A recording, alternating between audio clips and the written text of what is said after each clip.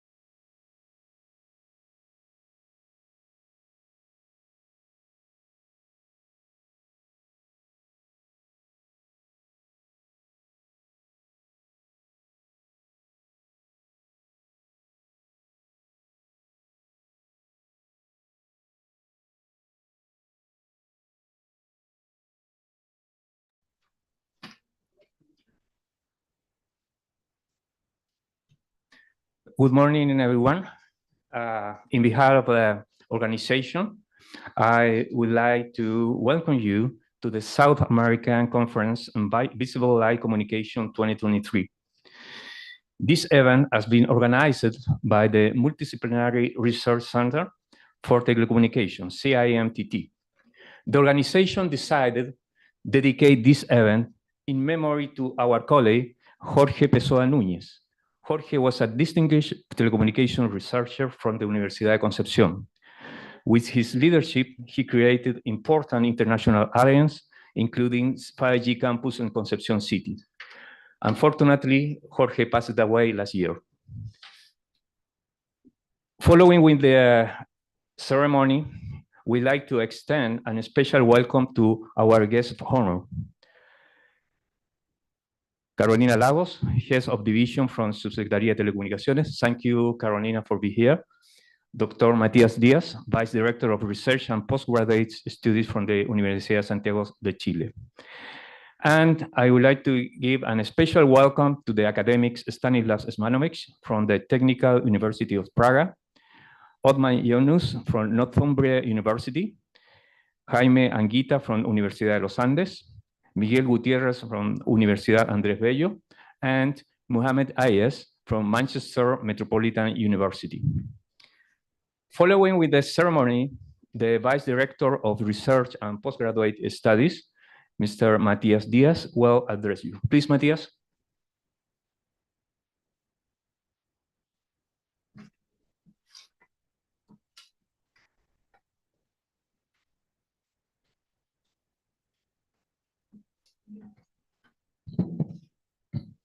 Hi, everyone. Can you hear me? Yes.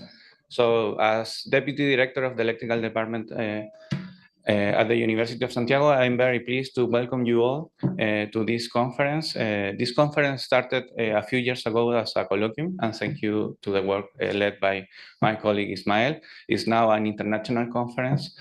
This is the fourth time that we are organizing this conference.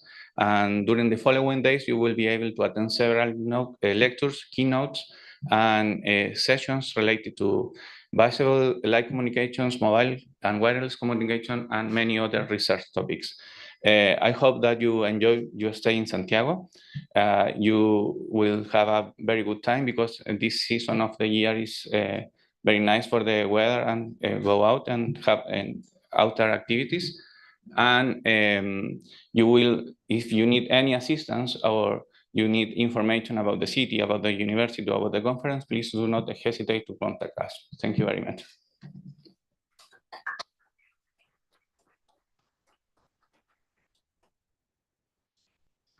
Thank you, Matías. Well, ladies and gentlemen, after the opening address, we officially inaugurate the fourth version of the South American Conference on Visible Light Communications.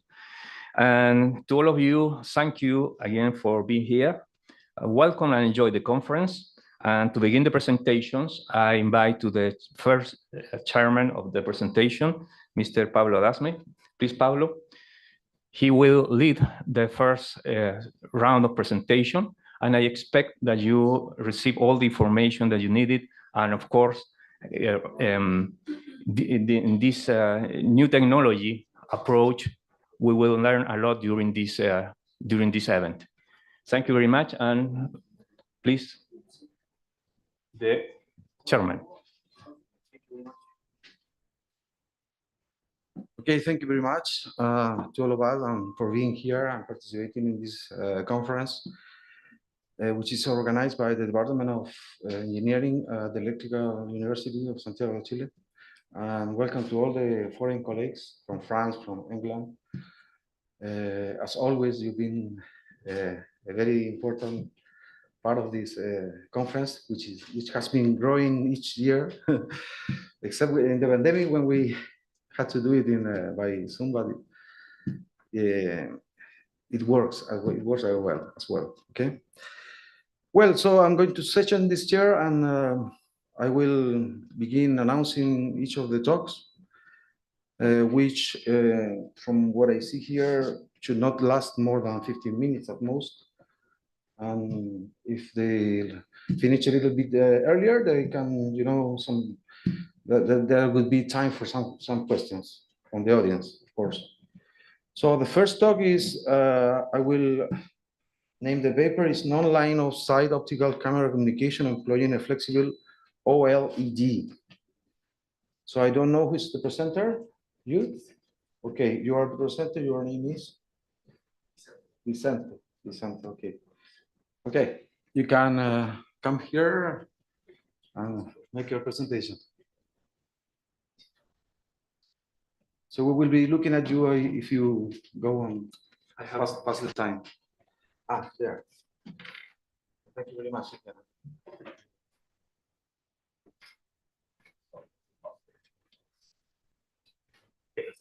Thank you, Pablo, for the introduction, and hello, everyone. It's an honor for me to be here. This is my country, and I've been studying abroad, and now coming back is big.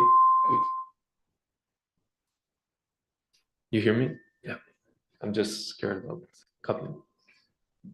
Okay, so this paper is entitled Non-Line of Sight Optical Camera Communication Employing Flexible Organic LED.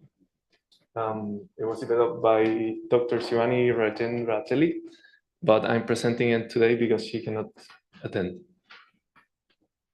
Okay, so let's move into.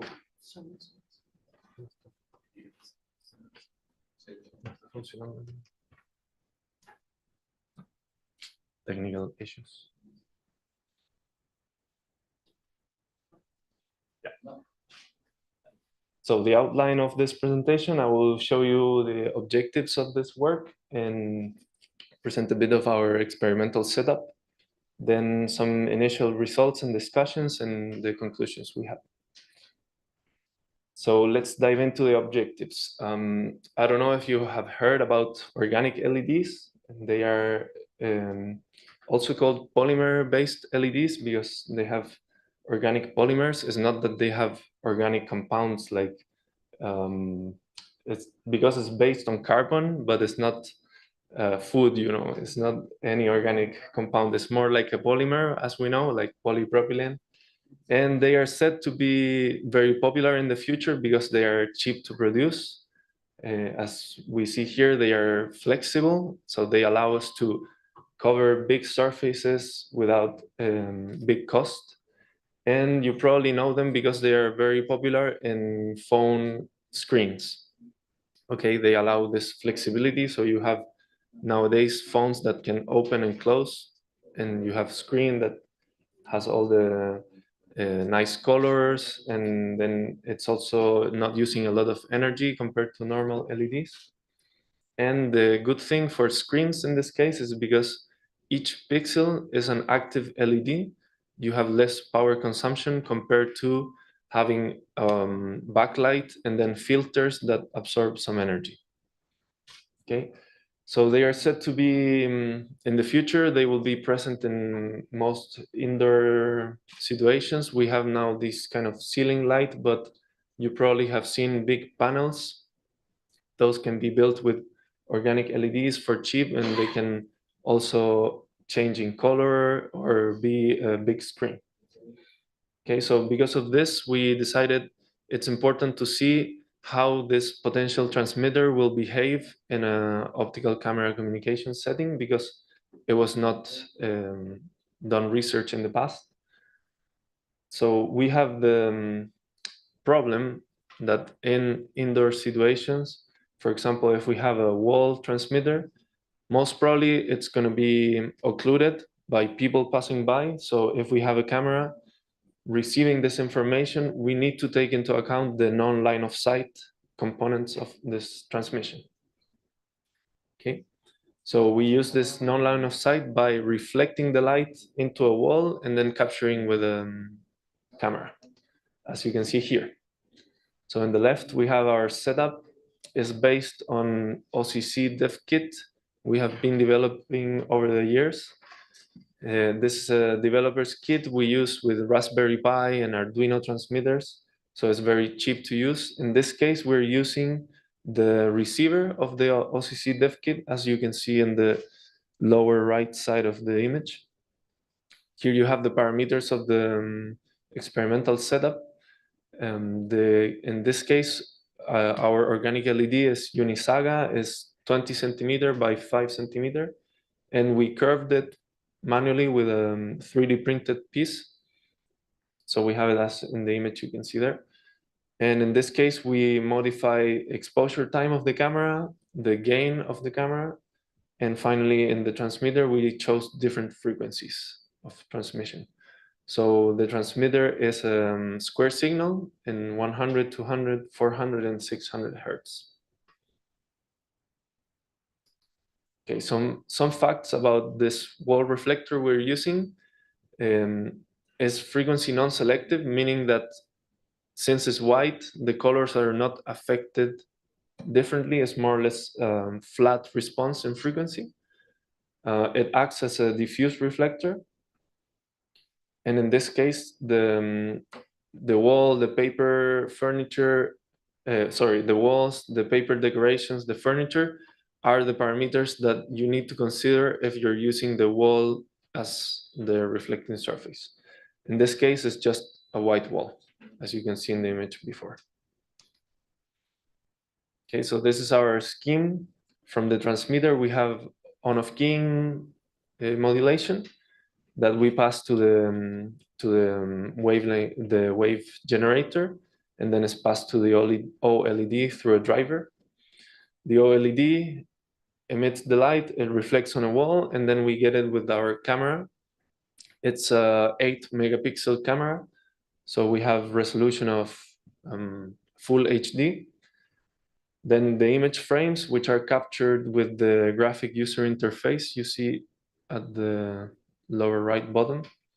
Here we can see, well, it's not easy to see, but this is the image captured by the camera. And here at the right, we have RGB channels plotted over time. Okay, so as you can see, here's the square signal. And to decode the information here, what we do is first we translate the image into RGB, from RGB to grayscale. And then we need to do a low pass filter. And we do one process I will explain later, which is we know that we have ones and zeros, and we assume they follow each one a Gaussian distribution. So then we do something called a Gaussian mixture method to segregate both groups. Okay, so here the THR, it means threshold. This threshold is decided with the Gaussian mixture method. And here we have some more images. Here is when we vary the frequency. So this is the lowest one. Then we go to 400. This is 200 and 600. So as you can see, the signal here is more spread over time, and here's more compact. Okay, so here's the Gaussian mixture method I was telling you. So we get the intensities of all the pixels, and we segregate these two groups with this method. So we need to see the PDF of, as you can see here, the background and the signal, because we assume if the LED is transmitting at one intensity when it's on, and then it's off and it's completely black, we'll have these two Gaussian distributions. And then we can efficiently define this threshold by the maximum likelihood principle. Okay, this is all done by sklearn in Python, so it's quite automatic for us. If you are thinking of doing OCC with on-off keying or any multi-level transmission, this method is quite efficient because you, when you have one threshold and then the situation changes a little bit, the maximum and the minimum intensity change, your threshold can be defined continuously by this method. Okay, so then we just segregate using the threshold. It's hard, so whoever is over the threshold is considered a 1. Whoever is under the threshold is considered 0. So then with this we can get, here's the how we get the maximum likelihood. is just a function of the mean of each of the two groups and the standard deviation of them. And here's what we get from SNR. As you can see, as we, of course, we increase the frequency, the SNR goes down, and also the success of reception goes down. So the best situation is when we have lower frequency. We assume if this is implemented in a real scenario without this expensive driver for the LED, when you have more cheaper drivers, the problem is that our mains network is at 50 Hertz. So you will probably get overtones of the 50 Hertz, and the 100 could be affected by this. But in this case, we use a very stable driver. So you see the trend is not affected by the electricity system. Okay, so to conclude, we did one of the first research using non-line of sight coming from curved OLED using optical camera communication in the receiver. We show the performance in terms of SNR and the success rate. We see how it changes with the exposure time and the gain of the camera. And we see how the wall reflector behaves in this case. So this could be analyzed in further systems using MIMO, which would be using different transmitters at the same time and receiving the non-line of sight components of all of them. And then we plan to improve this system using other types of modulation, not only on-off keying, could be phase shift keying and different pulse width modulation. And then we can increase the link span. Here we use 1 meter. We already published one paper in Applied Optics, in Optics Express with this same setting in 1 meter, 1.5, and 2 meters. So that would be this presentation. Thank you very much.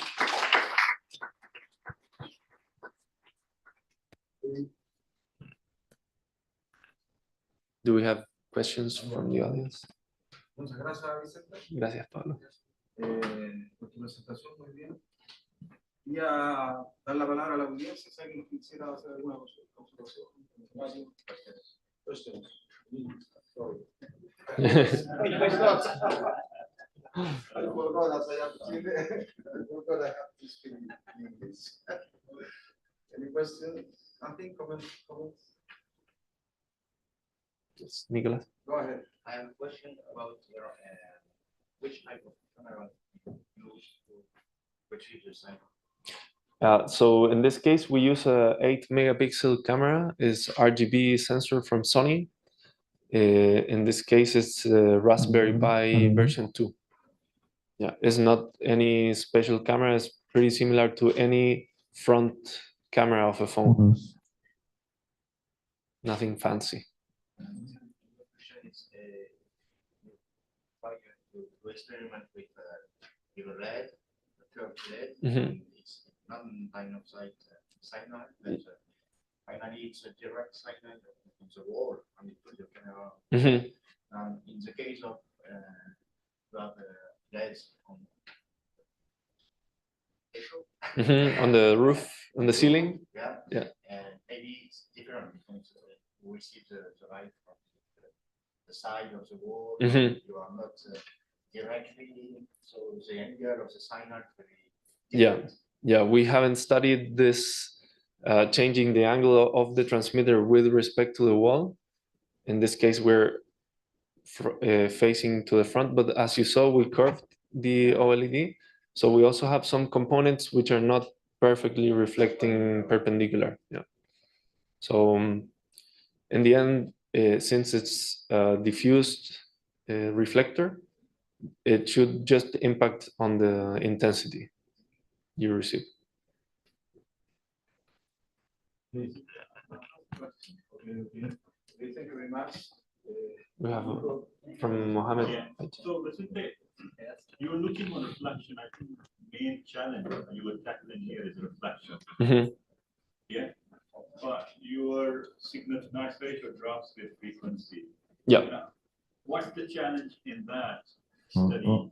Is that drop coming from the OLED? Or is that coming from the reflection? I think the system is fixed, you did not move. No, it's not moving. So the problem with the change in frequency is that when you have longer symbols, you can reduce the noise of each symbol because you have more samples in each level.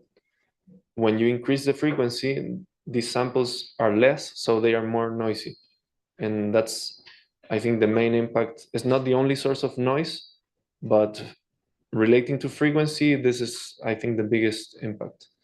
So you have less samples, it means you can average less samples and you can reduce less noise. Yeah. Yeah, so longer periods of symbol are better for SNR. Okay, thank you very much. Muhammad, thank you very much. Maybe last question, I was wondering if your system can work with, for example, reflecting surfaces or something like that. Have you thought about that in the future? Yeah, so when it's perfectly reflecting like a mirror, there is no big change compared to doing a line of sight. It will change the angles, but for you, the source is going to be reflected in a perfectly reflecting surface like a mirror, and it's the same as looking at it directly. Okay, very well. Okay, thank you, Vicente, for the Thank you. presentation.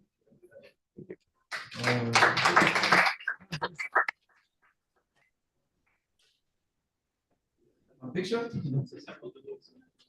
Cesar, sorry. Do I give you the phone? Okay, but you can speak here.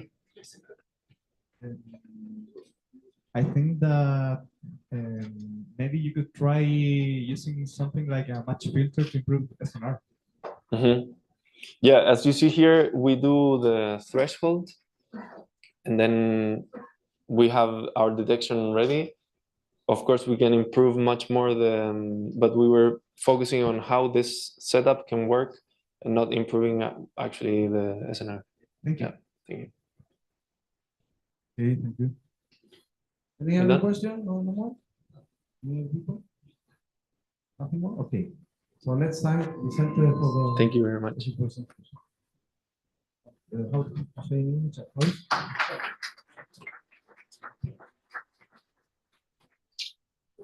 Okay, so the next presenter is me. So I will change to the other side. So.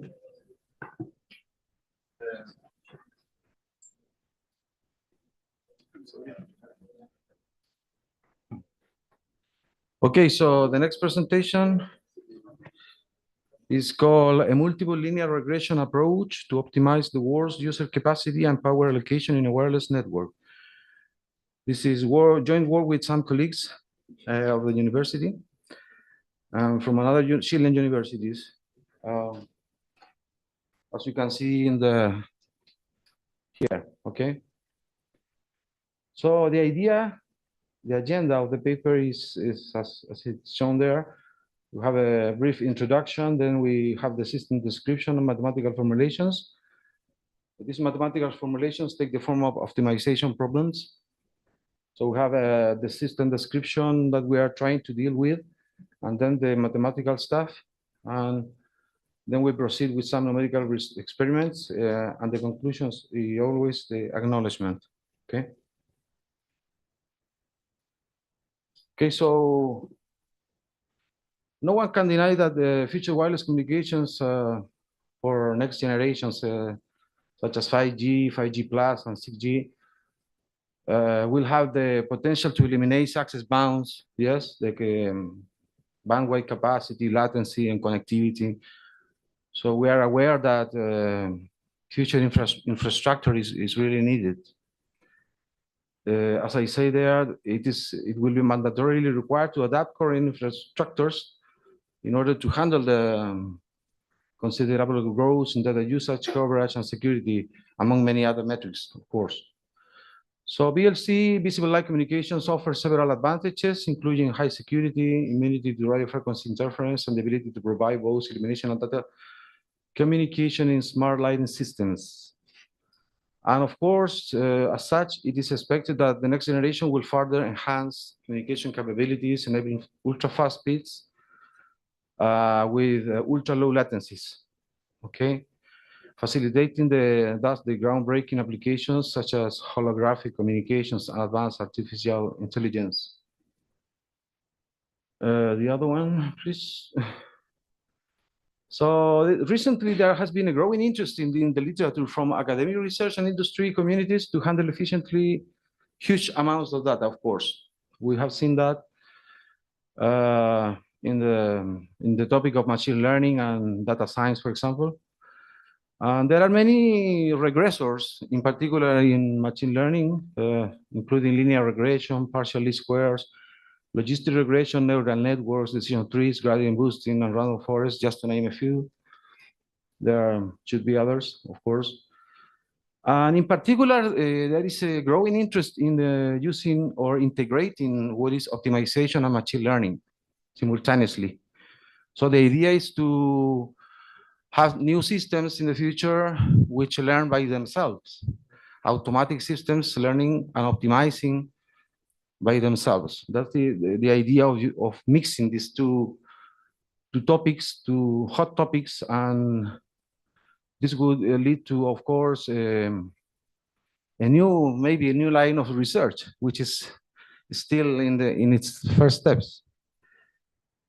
The other slide, please.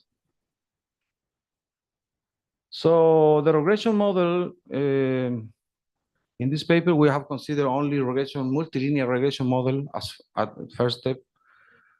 And what would we do is to generate randomly power additive white Gaussian noise and fading values as features. And with these features, following normal and Rayleigh distribution functions, respectively.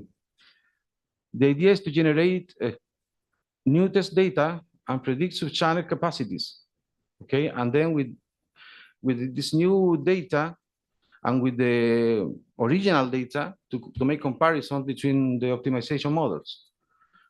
So what the underlying idea is to incorporate all the multilinear equations for into the optimization problem. So in this case, we are solving the optimization problem, but simultaneously we are considering all the constraints of the multilinear regression approach. We do this now so far by using a very powerful software, which is called Gurobi Solver, together with a machine learning package. The idea is to play with the power and capacity, okay, which come from channel formula in telecommunications. So far here we present a generic model that we translate into a tractable one, and then a more rigid one. The first one considers the capacity and power as variables, which is the one which includes the multilinear regression. And the second model, what it does is to consider capacity and power as given values as parameters. Okay, so that's what it says there. Well, as far as we know, this would be a first attempt in the literature to embed a multilinear regression into a wireless network problem. To be honest, I haven't seen that before. I've seen this in another kind of problems, but not in telecommunications so far. And to compare, the approximation of the channel with the original data and with the new model, okay? So as a system description, we consider a set of users within a predefined hexagonal wireless network cell and unique base stations inside the cell.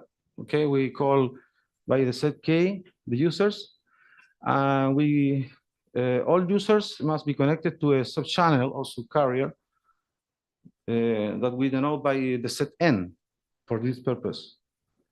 Okay, so in particular, we impose that the constraint that each subcarrier must be assigned to a unique user, and that each user must be connected to at least one subcarrier of the base station. So that's to enforce that all users are somehow being attended.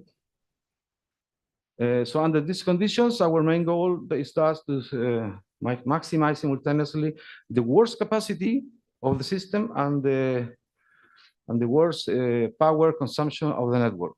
Okay. So we have a first tractable model. So we are maximizing their T and minus W. T denotes the variable, the worst capacity for all users for each K in big K there in equation 9. And in equation 10, we are minimizing W, which is the worst power consumption of the network. The other constraints are subcarrier assignment constraints, and in particular, this one where the function phi appears is that equation is the multilinear regression model, which is embedded into the model. Okay. And we also add bounding parameters for the power and capacity, which are the last constraints in the model. Okay, so we have this model, which is quadratic and very hard to solve because, as you can see, for example, in constraint 10, you have power multiplied by X, which is a binary variable indicating whether user K is assigned or not to subcarrier N. So it's very difficult to solve, but with the solver that we use, we can solve very hard instances. So if we now suppose that these parameters are fixed, the capacity and power, we have the model reduces to a linear program, which allows us to compare the original data and the new generated data with the prediction of the model, I mean, of the linear regression. So we get to this model, which is very similar, but in this case, we do not have anymore the phi function and the multilinear regression. Okay. So we can solve this last model for new generated test data set before and after the multiple linear regression fitting has been applied. So in other words, as I wrote there, we can solve it with the data obtained using the channel capacity formula, trained data, and also when the capacity has already been predicted with the trained linear regression model for the newly generated test data set.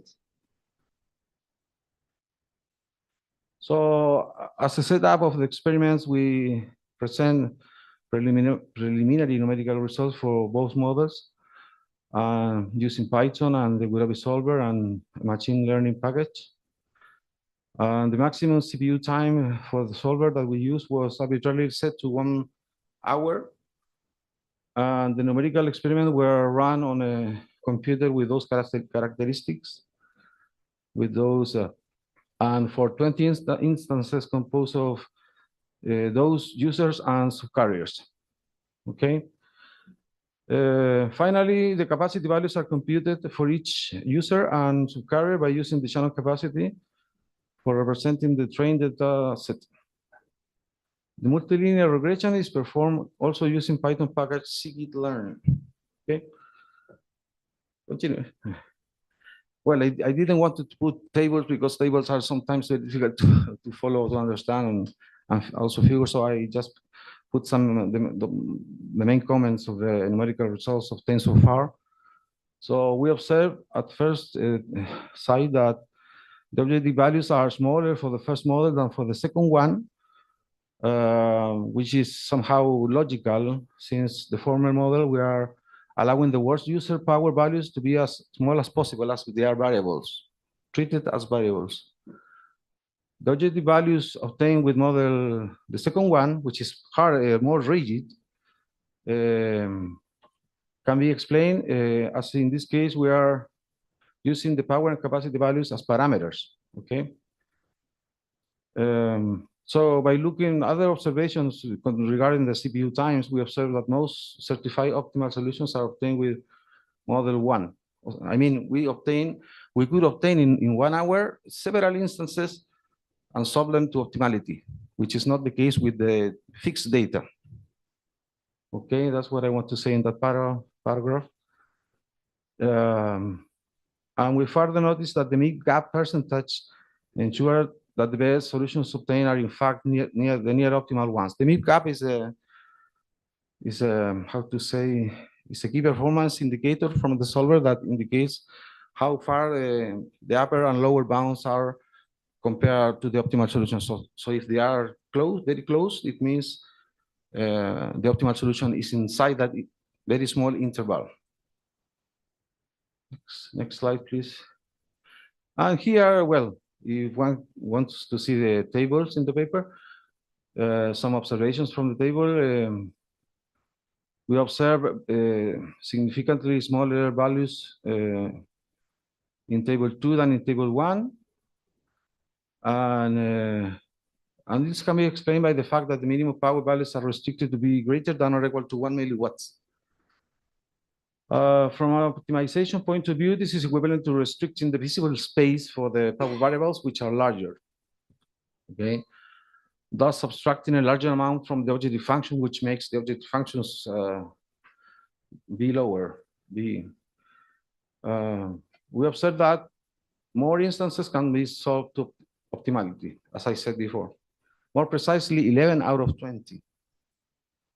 Finally, the mid gap percentage are again very small, certifying that the obtained solutions are indeed near optimal ones again. And from the set table in the paper, we observe that the objective values are exactly the same as those obtained in table 1 when the linear regression is applied, which means that the multilinear regression was very tight with the values generated by using the channel capacity formula, which is very good. So we are surprised about that. This somehow verifies the high quality of the multiple linear regression model, as I said. And we also solve one instance optimally, and the mid gap column shows that slightly lower values are obtained compared to those in table 1. Basically, what I've said. Okay. Well, as conclusions, we can say that these preliminary numerical results, because that's what they are so far, indicate that the model with the embedded multilinear regression constraints outperforms the more rigid one, as we can move and we can play with the power and capacity simultaneously, which cannot be done when these parameters are fixed. This demonstrates that the model, including the multilinear regression constraints, provides more flexibility and versatility, when obtaining near optimal solutions with tight gaps and also in reduced CPU times. So as such, our data-driven optimization approach so far offers a promising alternative for future generation wireless networks. And we are trying to continue this work because, as I said, we have only tried the multilinear regression approach so far, and it lasts still to try, for example, with multi-polynomial regression, partial least squares, logistic regression, neural networks, and all those other regressors approaches. I don't know if there is any other slide. So here, finally, we are thanking the projects which have made possible to work together with my colleagues, and to tell you thank you very much. And if there is any question, I'm glad to answer.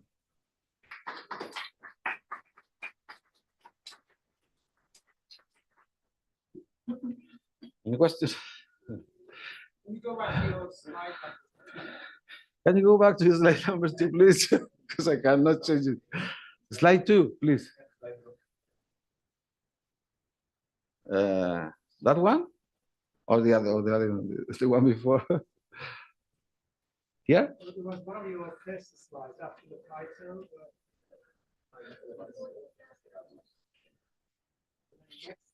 The next one? That one? Okay. Okay. This is just a general thing, and I'm just reading your statement in number 1. I just wanted to compare whether that is true or false?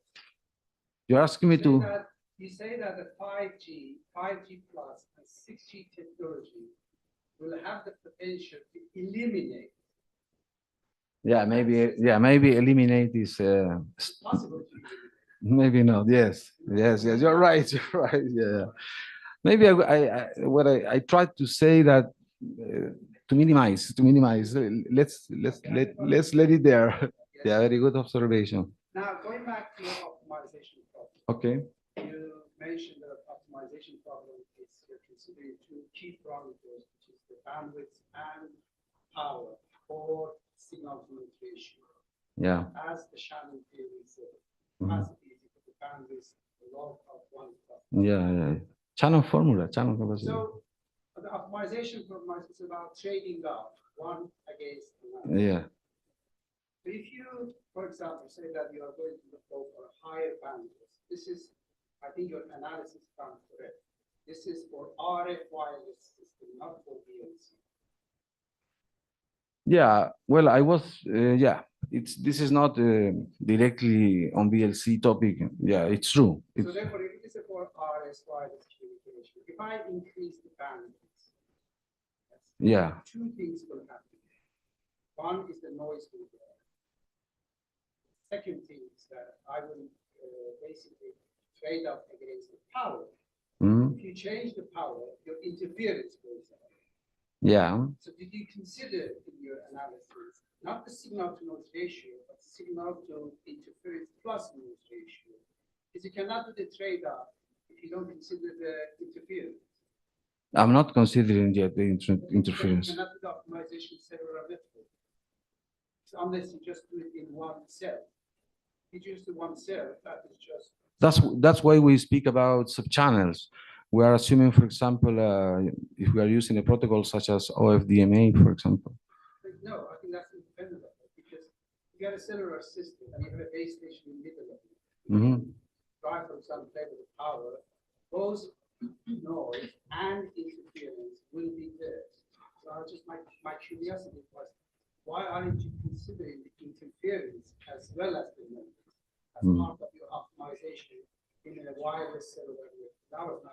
I should. I mean, you're right, but we haven't reached the.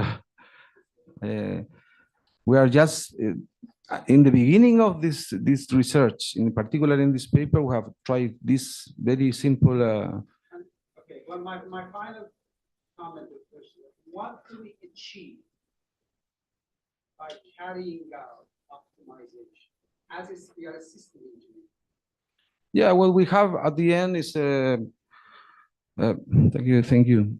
What we try to do at the end is to try to have how to say, a tool to allow us to play with not in such a rigid manner these two parameters, which are power, because we know what power we are putting in the system, and we can observe or we can measure the capacity.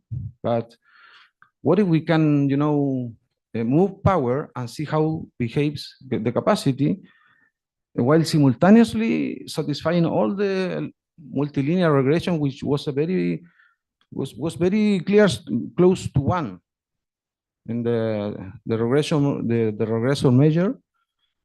So it means that the logarithm function is maybe similar to planes, to several planes. So that's why we obtain a good approximation at the beginning for this data so far. But of course, we should continue and consider more difficult scenarios. You're right. I mean, there are many regressors. We just used one. There's a lot of work there to do. And of course, if we enter into a different domain, such as BLC or reflecting surfaces or whatever, of course, there might be very many other surprises, probably, I think. Thank you very much.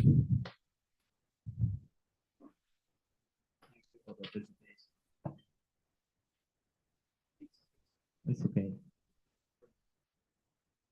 Just have one question, please.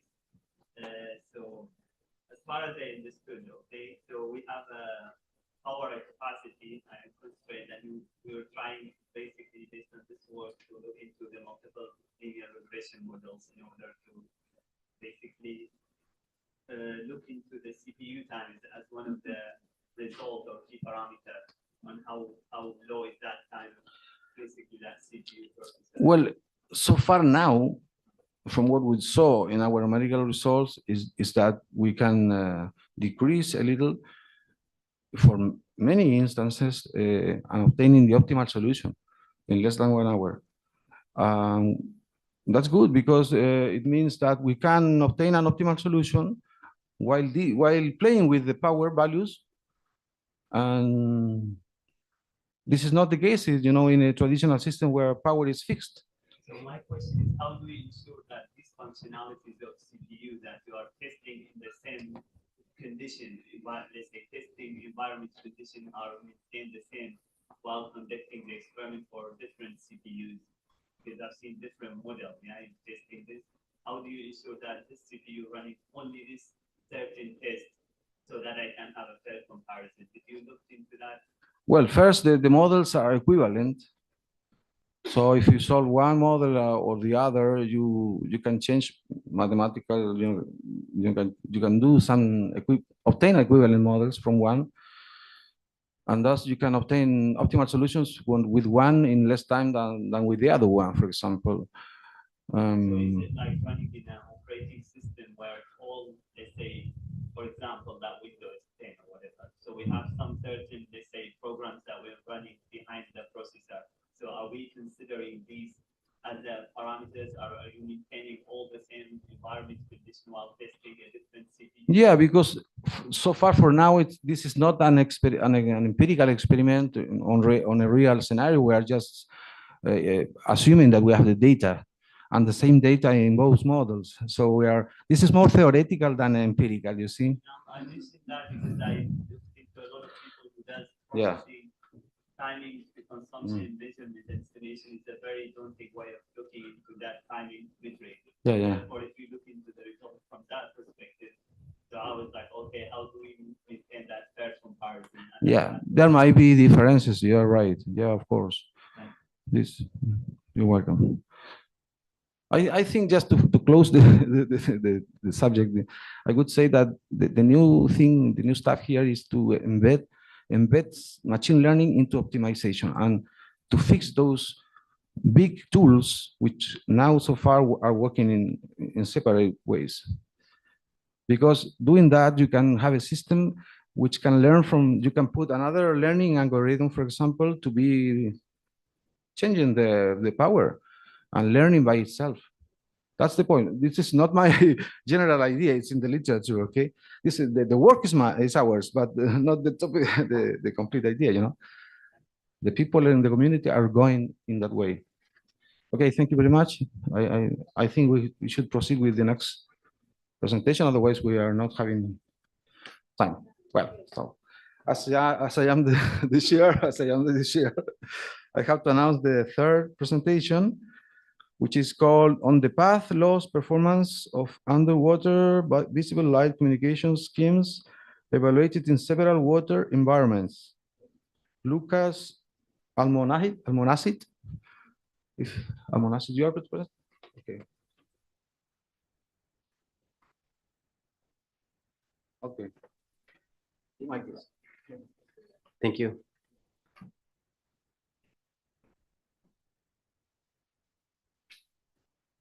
So good morning, everyone. My name is not Lucas Almonacid. My name is Miguel Gutierrez Gaitán. I'm assistant professor at Universidad Andrés Bello in Chile, and I'm presenting the paper of Lucas Almonacid and Pablo Palacio, which are the lead authors. And unfortunately, they couldn't come today because of other duties, and I will do my best presenting their paper, okay? So the paper is entitled On the Path Loop Performance of Underwater Visible Light Communication Schemes Evaluated in Several Water Environments. Please, thank you. Could you help? Okay, so the agenda is simple. I will introduce the topic, define the problem, present the system model, and then the results. And we will conclude with what were the contributions. So please, I can do that. Ah, sorry. Okay, now I can do it myself. Sorry. So I typically work in overwater communication, and this is underwater. And so we are exploring this new domain, which is, I would say, like one of the big challenges for the future in communication in general. VLC, it seems, has a place. Why? Because the advantages that it seems to have over the air, like the analyzes spectrum, faster data transfer rates, and the resistance to electromagnetic interference, and the use of basic, typically low-cost components can also be useful in underwater environments. Why? Because in underwater environments, typically communication, we're using acoustic systems, which are have a significant latency, and other that are not mentioned here, like wire systems, which provide, of course, not I would say flexible and also expensive systems. So the topic is underwater VLC, but underwater VLC is not new, and there's plenty of literature about it. And so we were looking at what are the challenges, and one of the challenges still there is the channel modeling. Channel modeling is in general complex and involves attenuation effects such as path loss. Here we are providing an addition to existing path loss models by correcting existing models. The methodology is based on data fitting.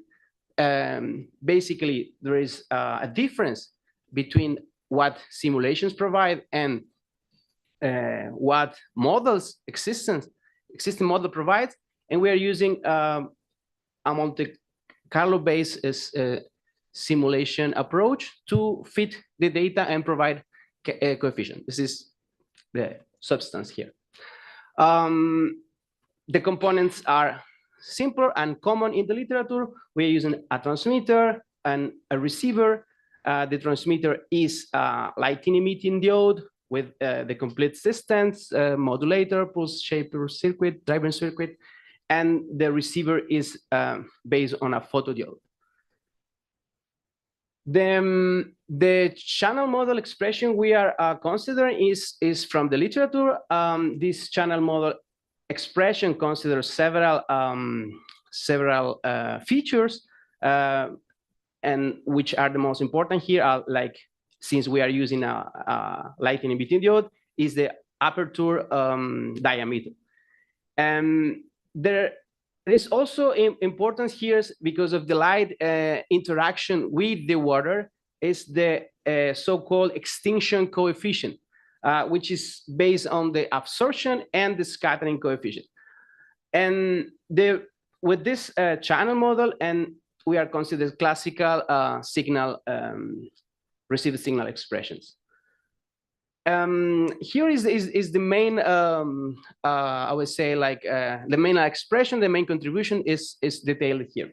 So basically, underwater VLC models for path loss consider first a Beer-Lambert law-based model, which start with the idea that there is no diffusion of light. So it's like a pure, like a laser-based attenuation.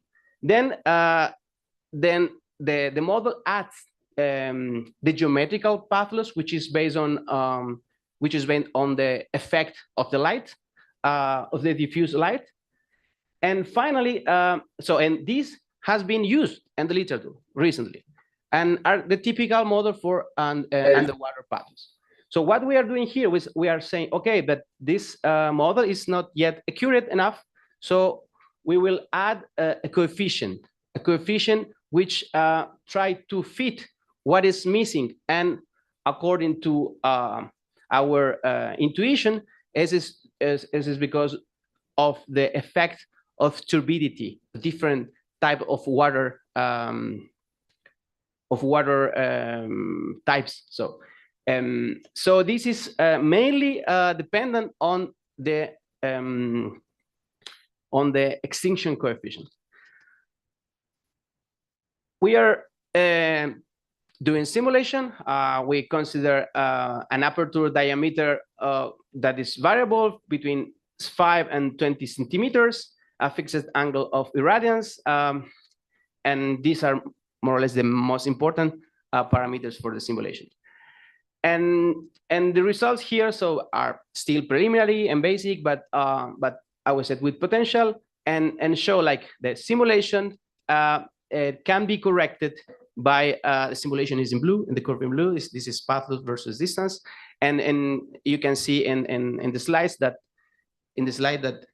the classical approach, which is in green, shows a big difference with the simulation, which in the literature is known, and this is said that is a pessimistic approach.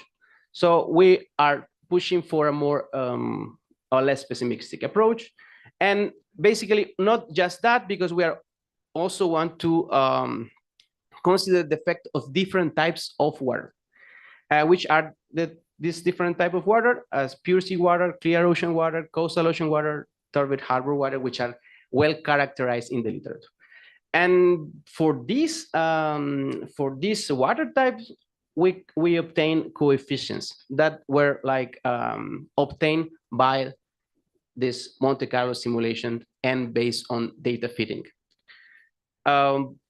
We explore the effects of different water types, and the results were consistent.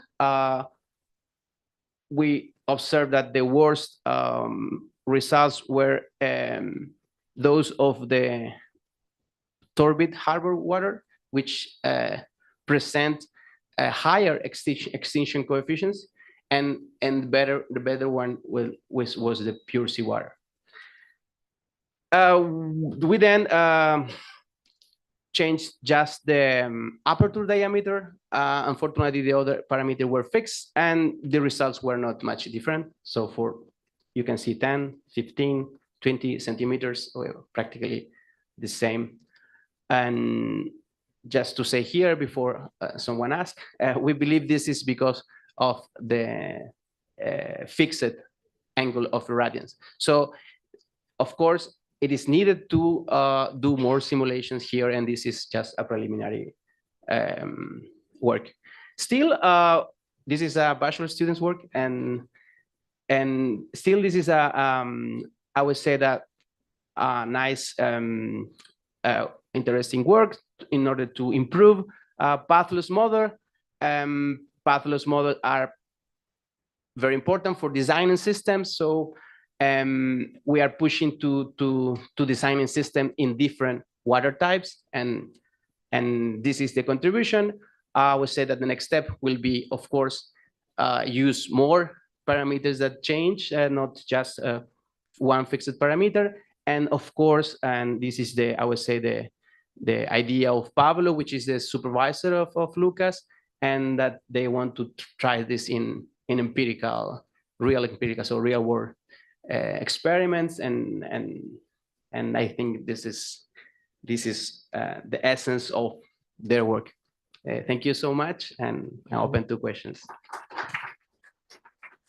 Thank you very much, Lucas. Is there any question from the audience? Okay.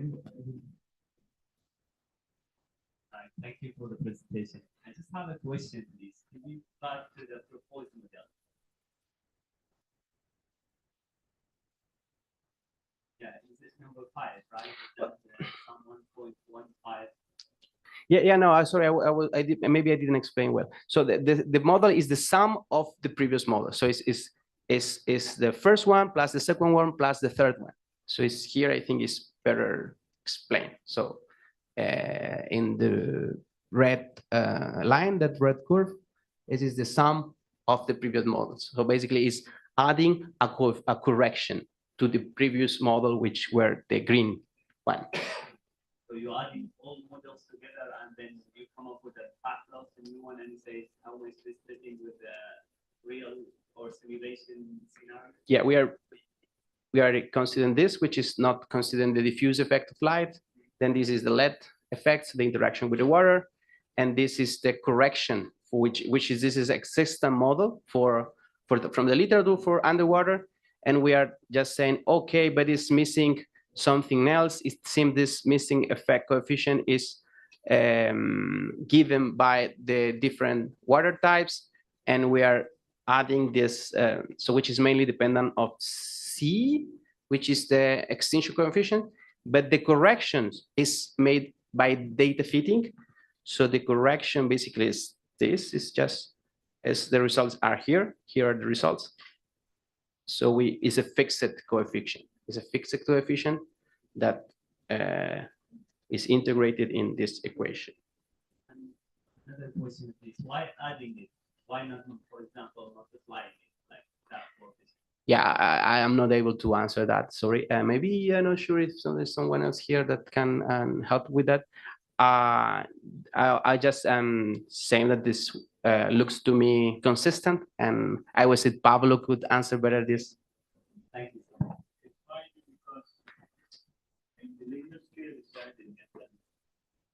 Yeah, just a question from a point of view of like, okay, how do you pay the point for that?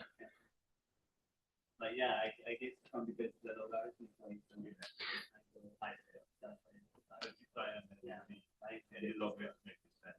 Number 5, if you go to your next table where you trying to identify different water types, yeah. So you see you have A, B, and C, which is function of your lambda. Yeah, which that represented in the model? With that. Yeah. Sure. This is the C component, which is the extinction coefficient, which is based on the absorption and scattering effect. And C appears mainly in,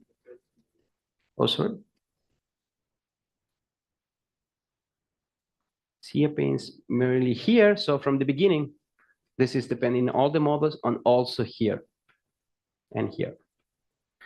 It looks like this is also from I would say that this is not well explained in the paper, but this should be from a paper. So the intuition is from another paper, which is a recent paper that already did an effort. But what is the contribution? And that they didn't consider different water types.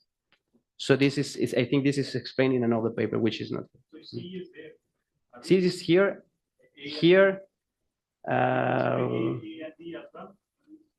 Yeah, C is A plus B.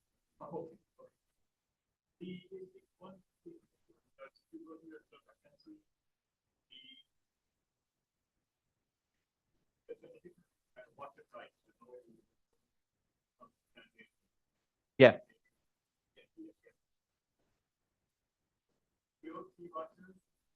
Yeah.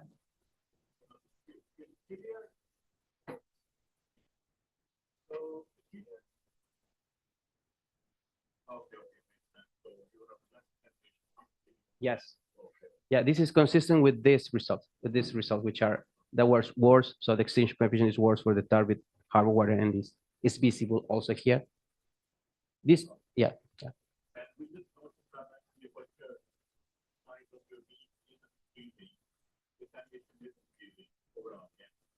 Yeah.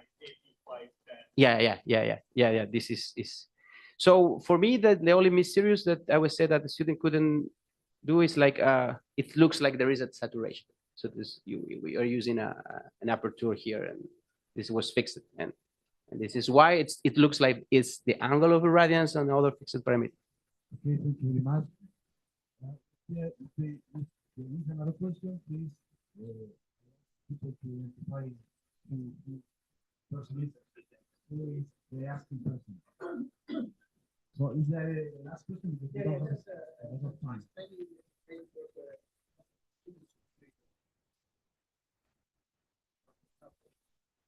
Okay, yeah.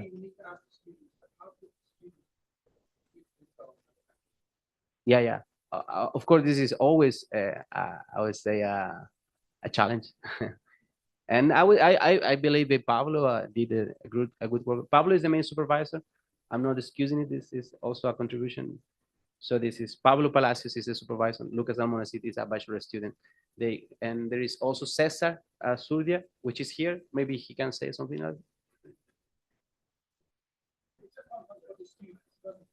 Yeah, but it's still it's valid. I'm Cesar Asturias, and I've been working with Pablo the last 5 years. Lucas is undergrad. Yeah. So this was just the initial test for this. But now, Pablo is very confident. So usually they have a system later on.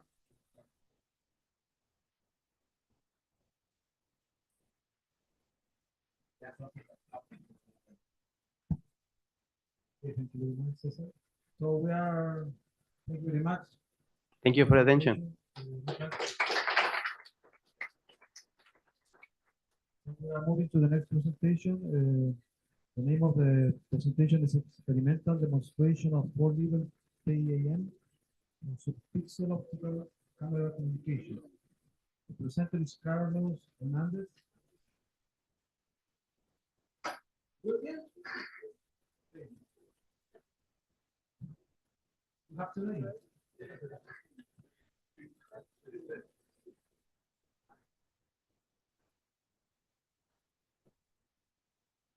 Hello everyone. It's me again.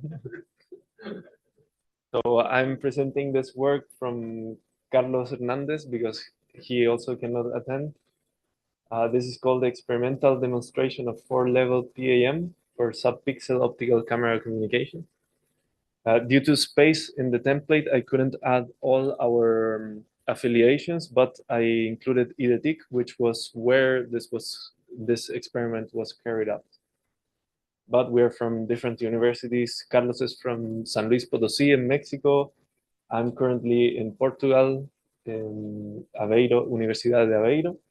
And finally, we have Julio Rufo from Universidad de La Laguna in Tenerife, Spain, and Victor Guerra in Pi Lighting in Switzerland. So I'm going to present a little bit of introduction, how this OCC system takes advantage of 4PAM. Our experimental setup, results, analysis, and some conclusions. So we all know or should know that there's a spectral scarcity in our wireless communications, and it's being even pushed more by Internet of Things. We have now machines that communicate with other machines.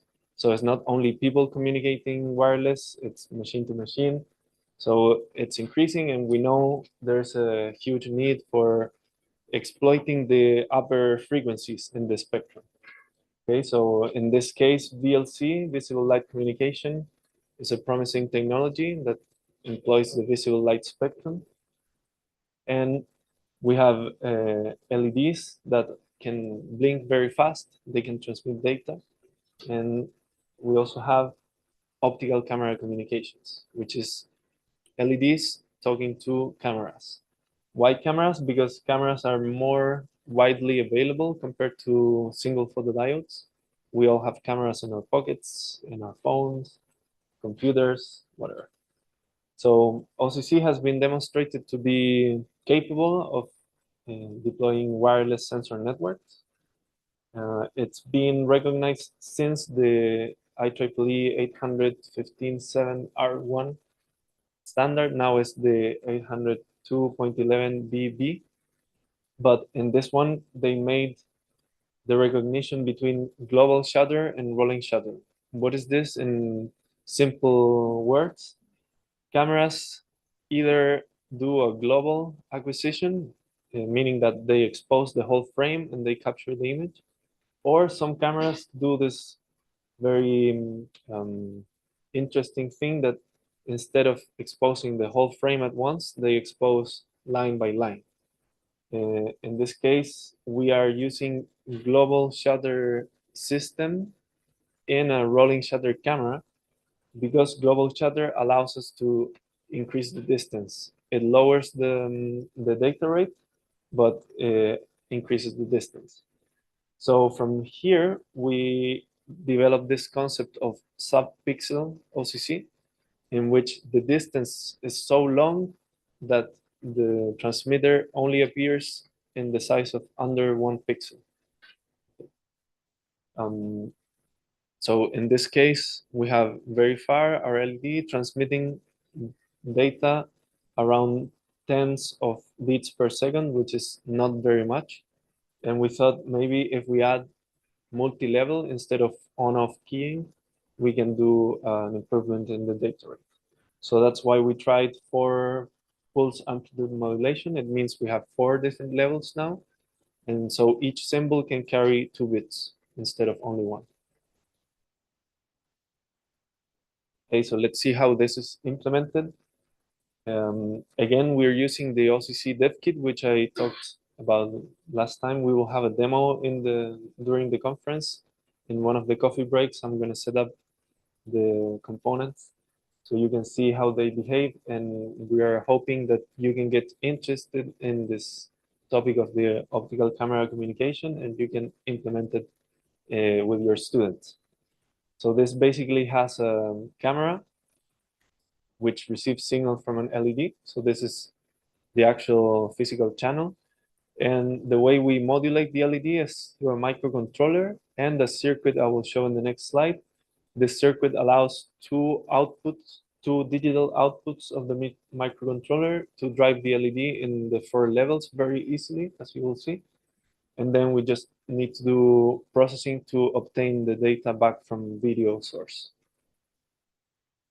So PAM in basic words is these 4 levels I told you, and over time this is just the sum of consequent pulses of these 4 different levels. So here's just how they are allocated in time. They have each one an amplitude, and in this case we made a pattern instead of random bits. We made a pattern that we can find with the correlation, and it's more easy for processing. This is the circuit I was telling you about. I will show the schematic in the next slide.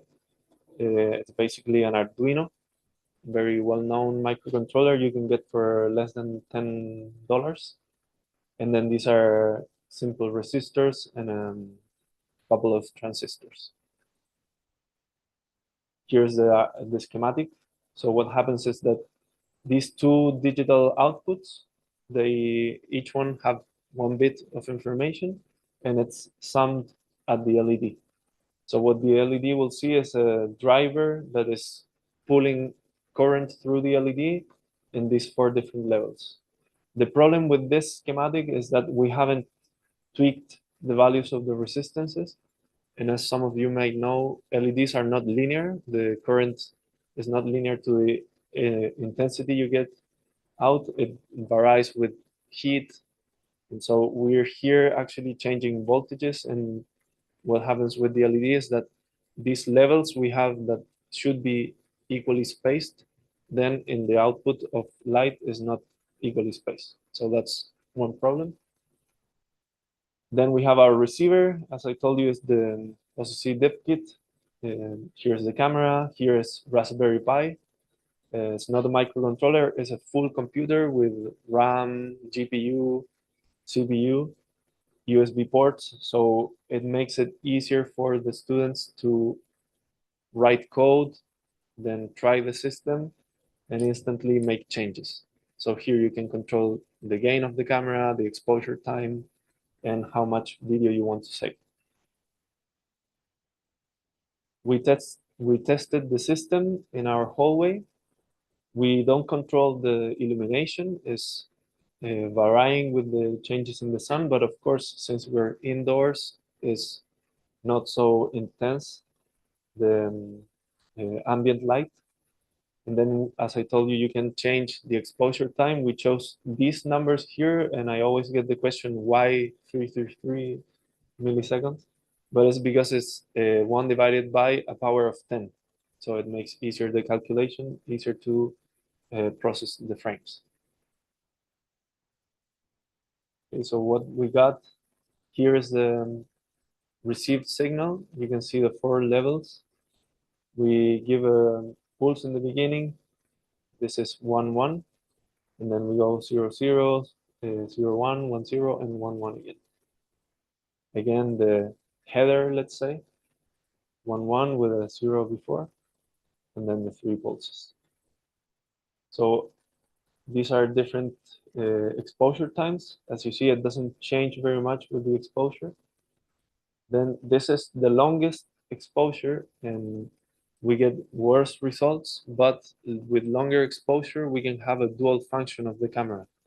We have tiny LED in the scene, and the camera can see a lot of information from the scene. For example, it could be surveillance camera of the hallway, and at the same time as it is monitoring the hallway, you can receive data. So your camera now has dual function, monitoring and data receiving. How we segregate the information is the same I presented before. We use Gaussian mixture method. So what we need is that the computer can decide what is the mean and the standard deviation of each of the pulses. The 0 is a bit tricky, I will show you why. But with these means and standard deviations, we can choose the best threshold for segregating the 4 levels. So here's more clear to see. This is the 0, 0, so it's a mix of background and when the LED is off. And then here you see this is the 0, 1 symbol, 1, 0, and 1, 1. And as you can see, they follow like a Gaussian distribution. So this method is quite efficient on segregating the signals. What happens is if the background changes and we get different levels for these 3 groups, we need to just rerun the GMM procedure. We get new thresholds and we can efficiently segregate these signals. So let's see what happened with different exposures. Yeah, so this is the lowest, then we increase 10 times. This is 10 times more. Here is very clear that we have also a Gaussian distribution for the background. But before, since the exposure time is so low, all the zeros are just plain black. Then with a bit more exposure, you can see the Gaussian distribution. So let's conclude with some of the topic. So we did a successful implementation of this 4 PAM modulation. We used the OCC dev kit, which is a tiny LED, 5mm LED, and on the other side, a single camera. We validate this proposed system with not varying light condition, but is not controlled. We have background light, which we don't control, and still, in all cases, we were successfully in the transmission. So we demonstrate that these light intensities from the 4 PAM can be employed in OCC. We still need to try this in outdoors, which is our aim. We're doing that for another paper we will submit to IEEE Access. And as we say here at the last part, this can lay the foundation for IoT connectivity using VLC.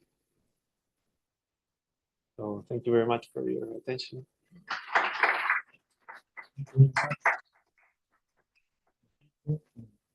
Any question? And please remember.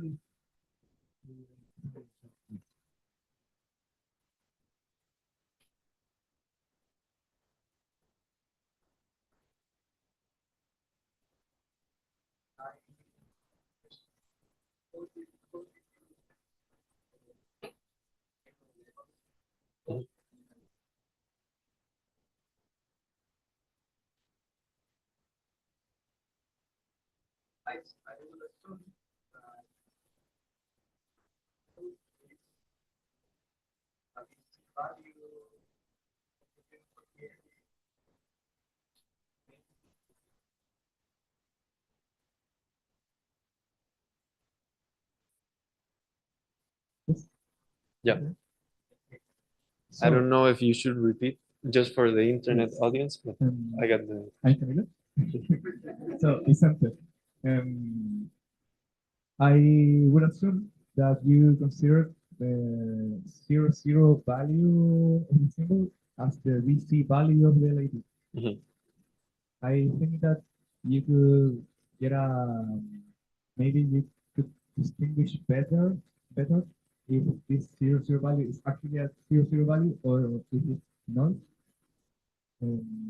providing less voltage to the LED, like the noise would be the VC value and less voltage would be the symbols and more voltage would be two other things, Mhm. like like minus voltage and plus voltage antibody modulation. Mhm. Yes, I was pointed out that this Gaussian mixture method, we should do a test of hypotheses to determine if these are really Gaussian distributions. As you see, when we increase the, I can't skip the, so in the the higher exposure, we see clearly that the 0, 0 is a Gaussian distribution, but it's true that when we have lower exposure, it all mixes into black, and then you cannot determine if it's Gaussian or not. What we want this for is just to have the efficient threshold so we can segregate the signals in over the time. And in this case, we have plenty of room for setting a threshold that is not the maximum likelihood, for example. We can just choose anything that's above the maximum of the zeros. So that's what we do in this case. We know that all zeros are just plain zero. So whatever is strictly above zero, we can consider it in this group, and it's not a huge problem. But yes, we could do that. The zero is not no current on the LED. We could give a little bit of current, but the driver would change and would become more complex. And we need to think that if this wants to be deployed in a wireless sensor network, for example, in a crop and agriculture, and you want to have sensors everywhere, you don't want to have these sensors consuming a lot of battery. So if you can have 25% of the symbols, which is the 0, 0, without consuming energy at all, it can be beneficial for the energy consumption. Thank you.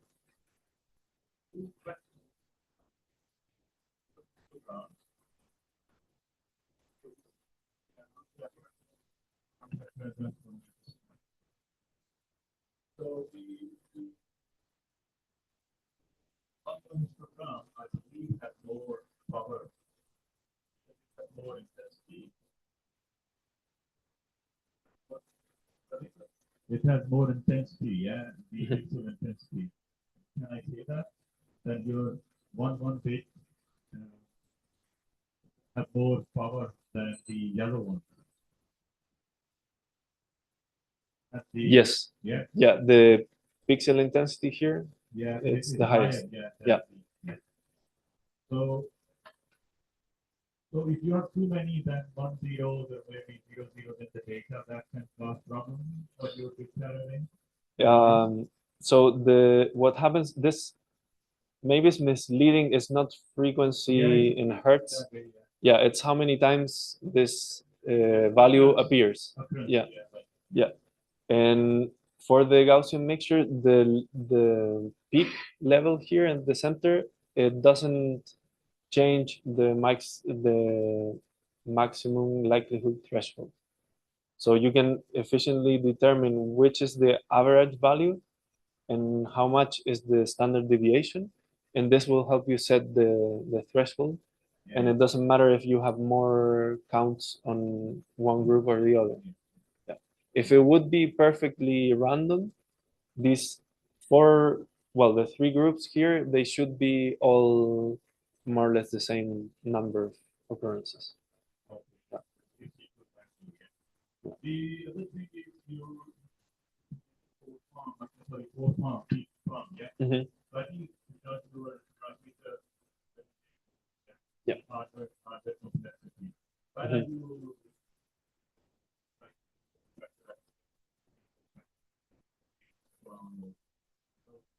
Data rate, your data rate is low. Yeah. Just like mine. Mhm. So that is different. One way. Yeah, we sorry. Yeah. What you want to do with data, like that dimension, or what's the So excellent question, because we have, exactly as you said, two paths. We can increase the number of nodes, or we can make each node to use more efficiently the channel. So was first step into including 4 PAM. We can go to 8 or 16, but then we risk, because here we are 30 meters away in indoor situation.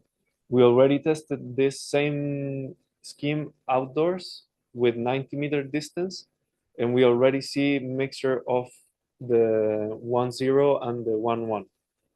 So I presume we could not go with 8 PAM without having to develop more the modulating system. And so we are aiming for this IEEE access paper. We already testing the system with more transmitters at the same time. So we have more room for growth by increasing the number of nodes or doing MIMO, as you mentioned, compared to going deeper in the levels of PAM and having more symbols with more data.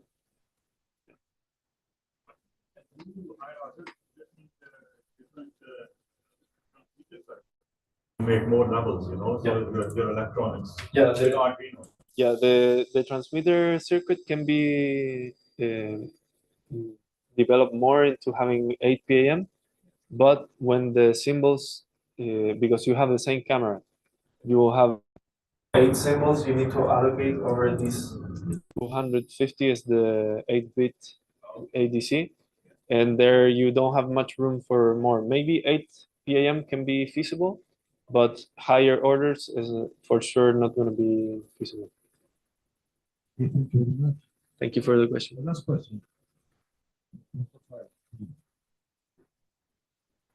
Yeah, that's 5, that's really from, okay. Essentially, you look at your timeline, just a curiosity, right? You look at the voltage level, I can't change the. No. Okay. Why are the level constant? So, level and constant. Why are they changing? What is the, it's just curious, what's the reason? If you did measurement on the truth of darkness, you can let's see whether you get flat and then jumps up, flat and jumps up. That's my first thing that I don't know why this is happening. And also per level, how many samples do you take per level? It will decide what that level is. Okay, so yeah, another good question. We tested the system also in the night to see if this noise over here is because of the background. And there is a contribution of the background, but there are many sources of noise here. We have the camera, which is a cheap camera, and internally is doing denoising, but for the camera, the noise it wants to reduce is not the noise that for us is useful.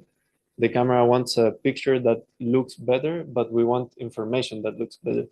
So sometimes it happens that the camera is compensating intensity over the time because it decides there are noises coming from the camera that are later inside the circuit of the camera are denoised. So the camera, for example, it chooses what is the global intensity of the light, and it will compensate pixels according to that, which for us is not good, it's for a better picture. And then, of course, each sample will have a noise with respect to the next one. So in this case, we have around 10 samples per bit, per symbol. Sorry. The best of your knowledge, you don't know in the literature what it is. dBm. Mhm. But in terms of the noise contribution within the camera is very harmful. When you look at it now, I'm actually find out what causes the fluctuation. Yeah. It should be ideally flat, and there is some research on how these noise sources inside the camera affect a communication system. There is, for example, what happens with shot noise, what happens with the noise that is introduced by the ADC. Depending on the gain of the camera, I can have different contribution of noise from the ADC. And also from the side of the LED, when I'm feeding a constant voltage to the LED, I do get constant current flowing through the LED, but if the LED heats up, it will change the intensity. And then last part is the channel. That of course is an indoor channel, but you have some scattering and reflections that contribute to some noise. So it's a long chain of noise that here we just see it as a variation in near the average.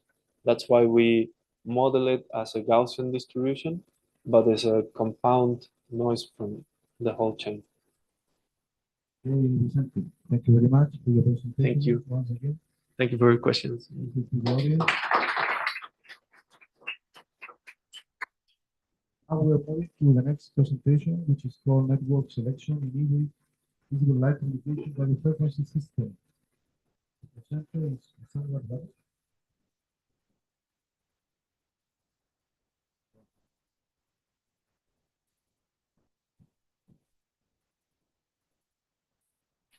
Good morning.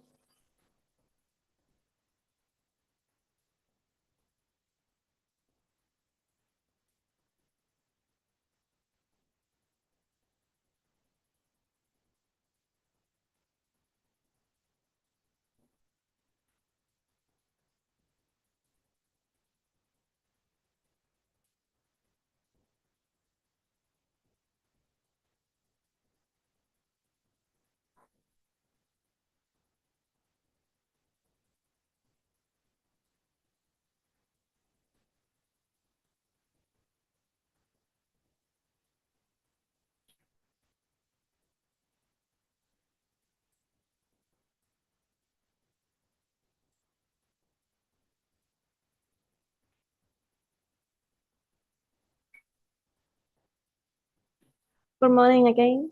My name is Lisandra Bravo. I am a PhD candidate at the University of Concepcion. I am going to present my work called Network Selection in Hybrid Visible Light Communication Radio Frequency System.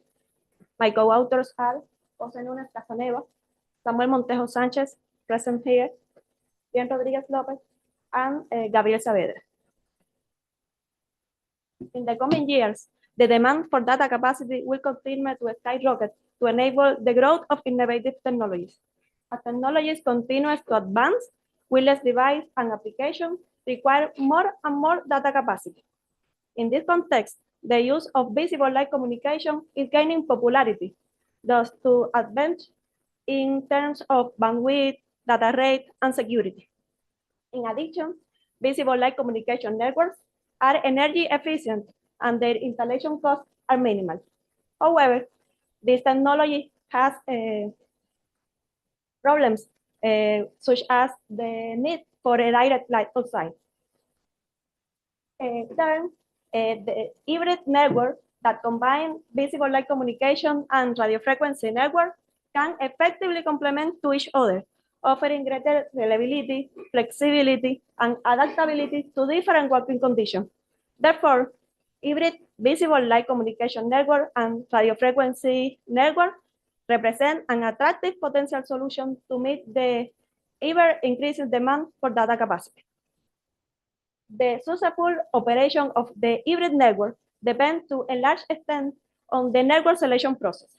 There are several factors that need to be carefully considered, such as the coverage area, because it overlaps between the two networks, the type of traffic, the real-time performance fluctuation, and the user's locations. Moreover, the the latency, the capacity, bandwidth, and density device vary significantly from one to another network. That algorithms that needed to ensure that the most appropriate network is selected. For the simulation of our algorithm, we use an indoor stage of 5 square meters with a height of 3 meters. We designed a hybrid visible light communication radio frequency network where 4 visible light communication access points were placed in the ceiling of the room so as to illuminate the most of the room, and radio frequency access point was placed in the center of the room, and 10 users inside, randomly placed inside the room were simulated. This algorithm focuses in giving priority to users to connecting through visible light communication network. When the user initiates the network search, is verified first if the user device is able to obtain islet status from visible light communication. Next, the signal to noise radio and the capacity of both networks are calculated.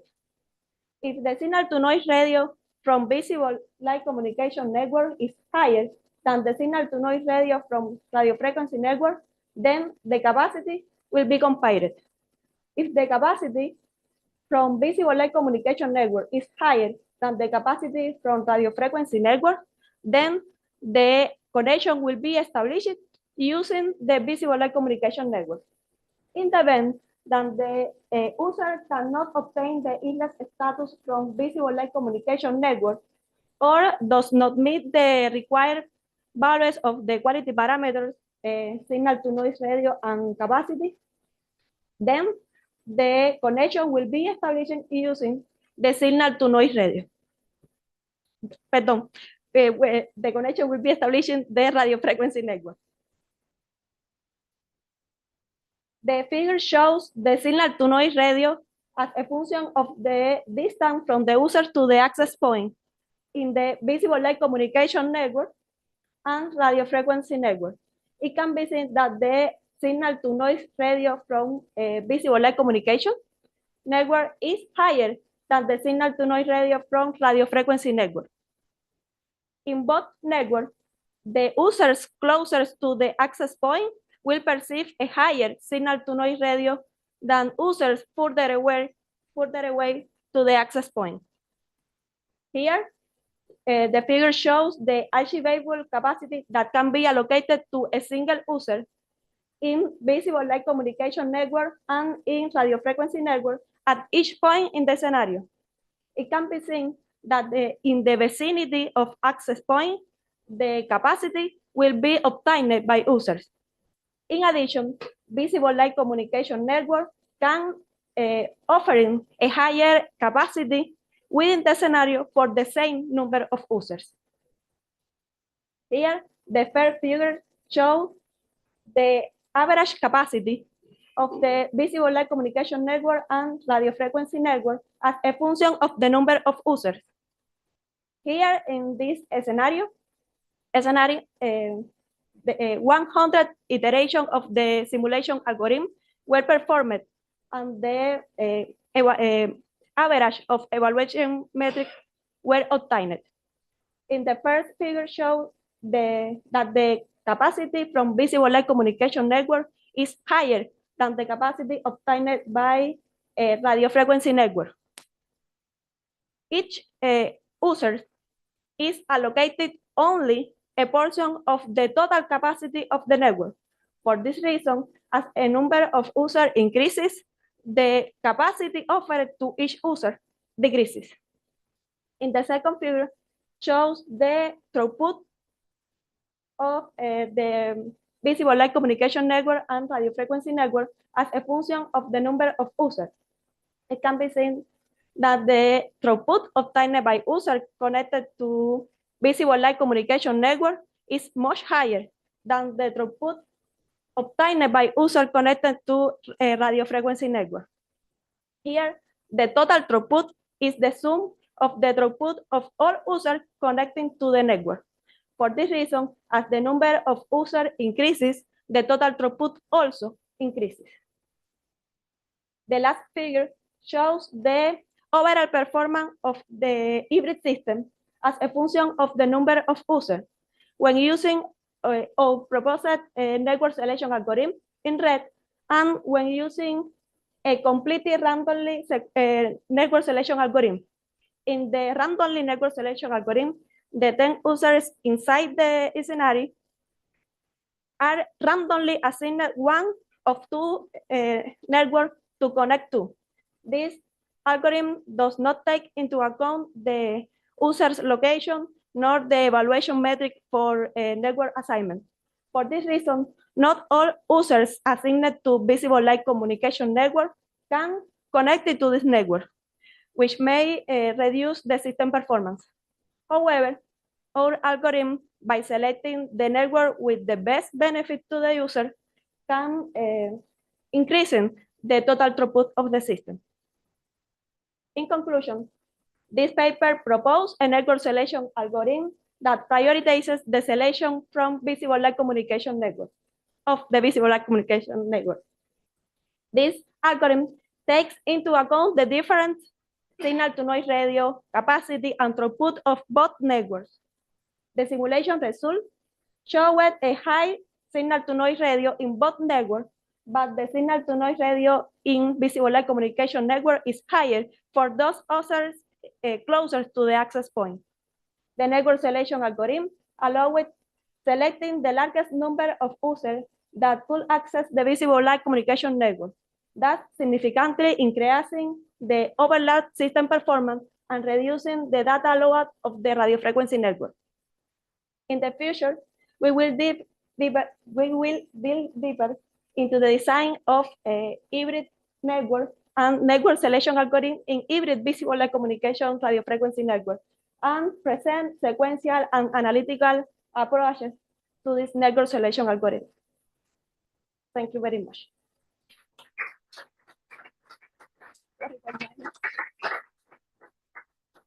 Thank you very much for the presentation. So, is there any question?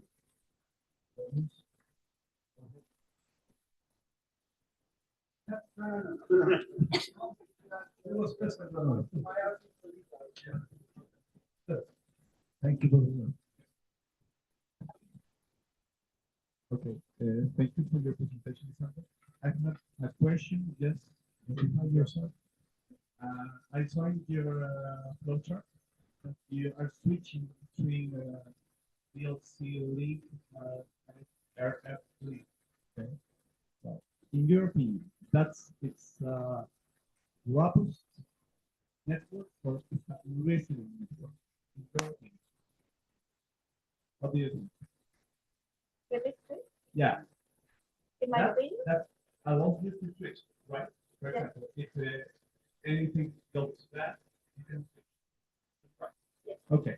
In your opinion, that's perfect. It's robustness, is a robust network or is a resilient network? It's not a robust network. Robust.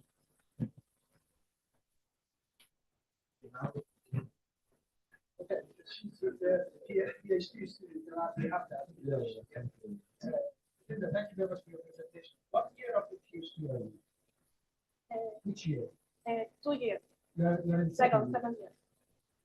Okay, and where did the idea come from? Is it your idea, is it your supervisor's idea, or is it joint idea?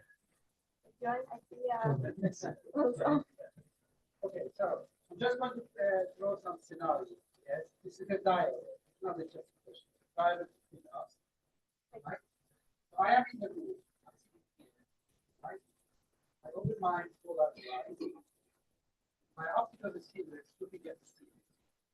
How many access points does it see? In this scenario, we simulated 4 access points. I know. This is looking up to the ceiling and it's seeing this access point. So I've got a line of stuff. I get the maximum. Yes. What scenario will my receiver see in order to switch to RF, which is what? thinking here on static, line of sight, traffic channel. What scenario am I going to see that I need to switch to, my system needs to switch automatically to Wi-Fi? In this case, it's no problem with the visible light communication network, and the connection with radio frequency is not necessary.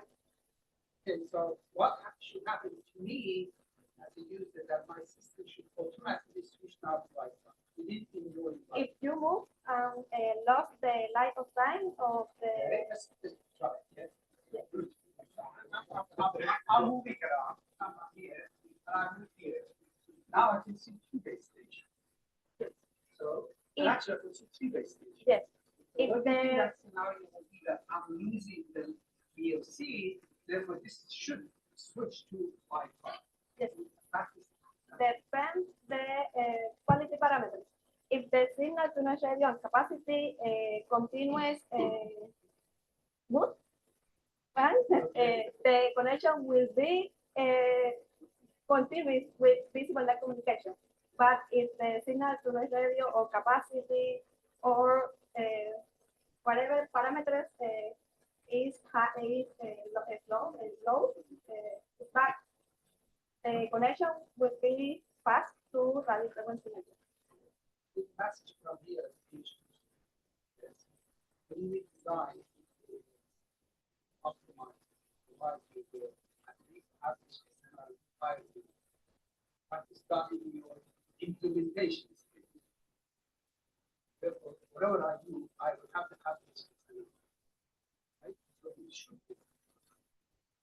Therefore, the question now we need to ask is that really what scenario will this switch over will take place?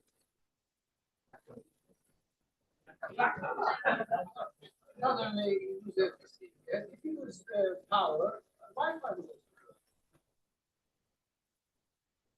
Sorry, I don't understand.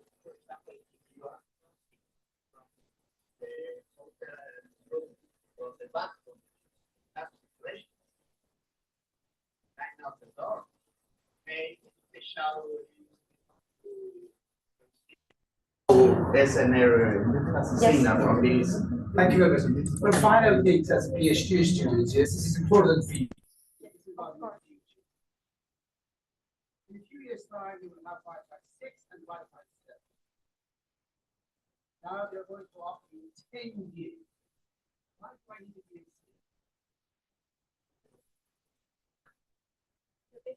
I said the next generation of Wi-Fi 6, Wi-Fi 7 are going to give us up to 10 gigahertz.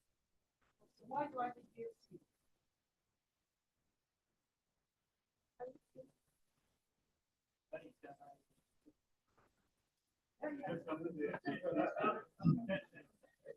Number one, I think that's a very good point, buddy.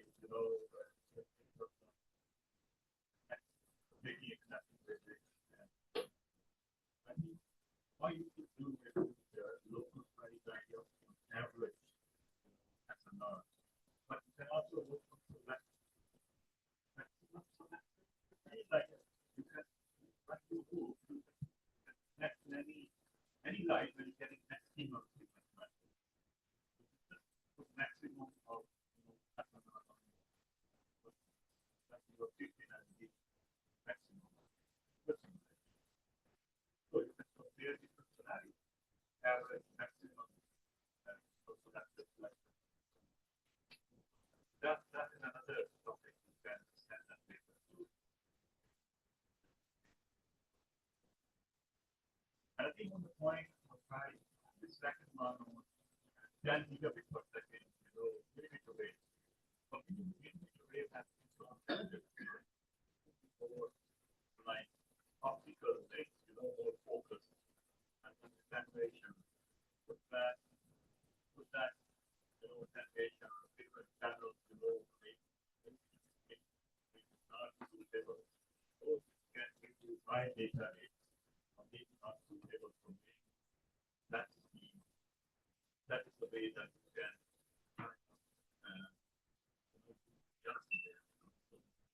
so those won't be channel propagation. Then Muhammad, okay. So we have another question. Two more questions.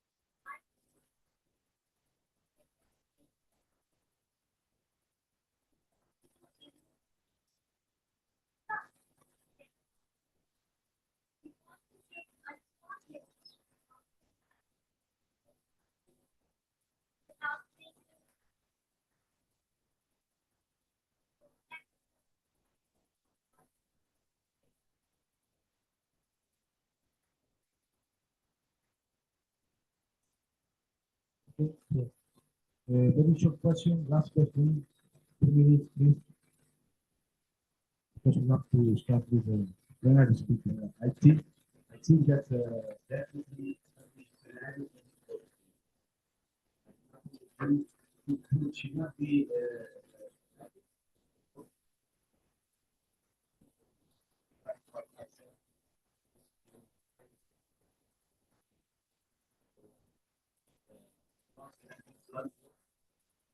once the scenario is less efficient, should also consider something that consider the relation for. Depending on the relation,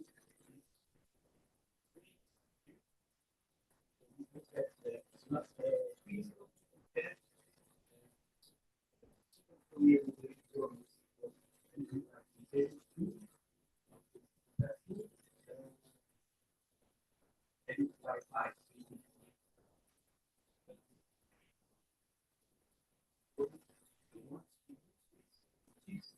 That both will be the same modulation for the same value and for our application.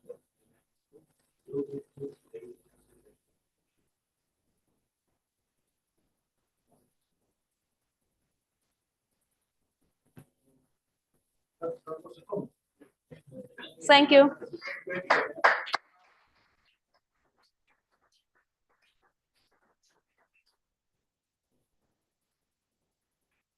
Okay. Thank you for the chairman of the first session. Now we have an words presentation speech from our guest, Mr. Stanislav Zanovic, in remote presentation.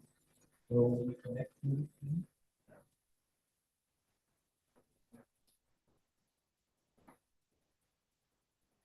Good morning. Can you hear me, please?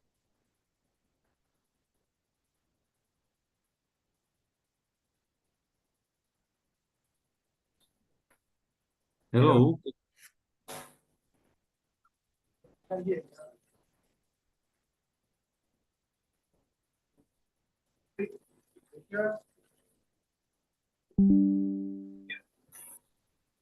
I'm sorry, the voice cannot be here from your side.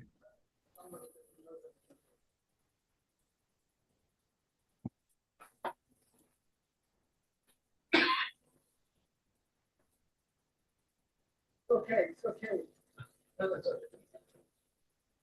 Okay, so if you can hear me, maybe I will just go and then if I can start to share my screen, please. I'm sorry that I was not unable to come due to healthy constraints, which stopped my travel just few days before.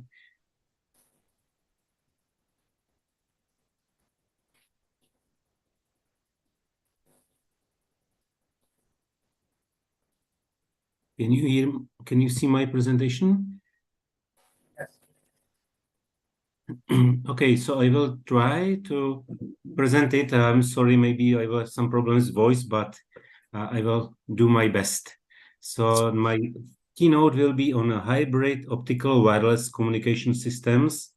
And it's not only mine work, it's work from my team and as well from the teams. We are very good cooperation, especially with Northumbria team, with FARE, teams in Spain, in Valencia with Professor Beatriz Ortega, in Las Palmas, Rafa, and the others, which just form our European group, ECRN. So at first, let me introduce my team. I'm from Czech Technical University in Prague. So my team is devoted on wireless and fiber optics. And currently we have 4 postdocs and time to time 5 to 7 or 8 PhD students and number of master students. As I mentioned, we are not only restricted in the Czech Republic, but currently we have bigger team, which is ECRN, European Network, Collaborative Network, which is excellent group of several teams, mostly from Czech Republic, UK, Spain, Portugal, and we just share PhD students. We have weekly meetings, we discussed everything together, and we try to just boost together our research, not only in single team, and there is very strong cooperation, and the students like travel in several teams just to set a setup, measure there, and just proceed the data at home and boost their growth considerably. Let's have a look on the topics we cover at the moment, which at first I will discuss just only the pure technologies, and then I will have a look on the combined technologies. So from visible light communications, historically, we just focused on device-to-device communications. At the start, we maybe just try to even fast data rates, but then it was seen that it is much higher application, not in high data rates, but mostly on the sensors and even for localization. So then now extremely spread is the topic for the optical camera-based communications. I will not discuss more in the detail because tomorrow you will hear more from the better specialist Othman. And then as well, we focus on relying between the nodes, sensors. Everything goes together with applications. So usually you should have a look on a specific cases.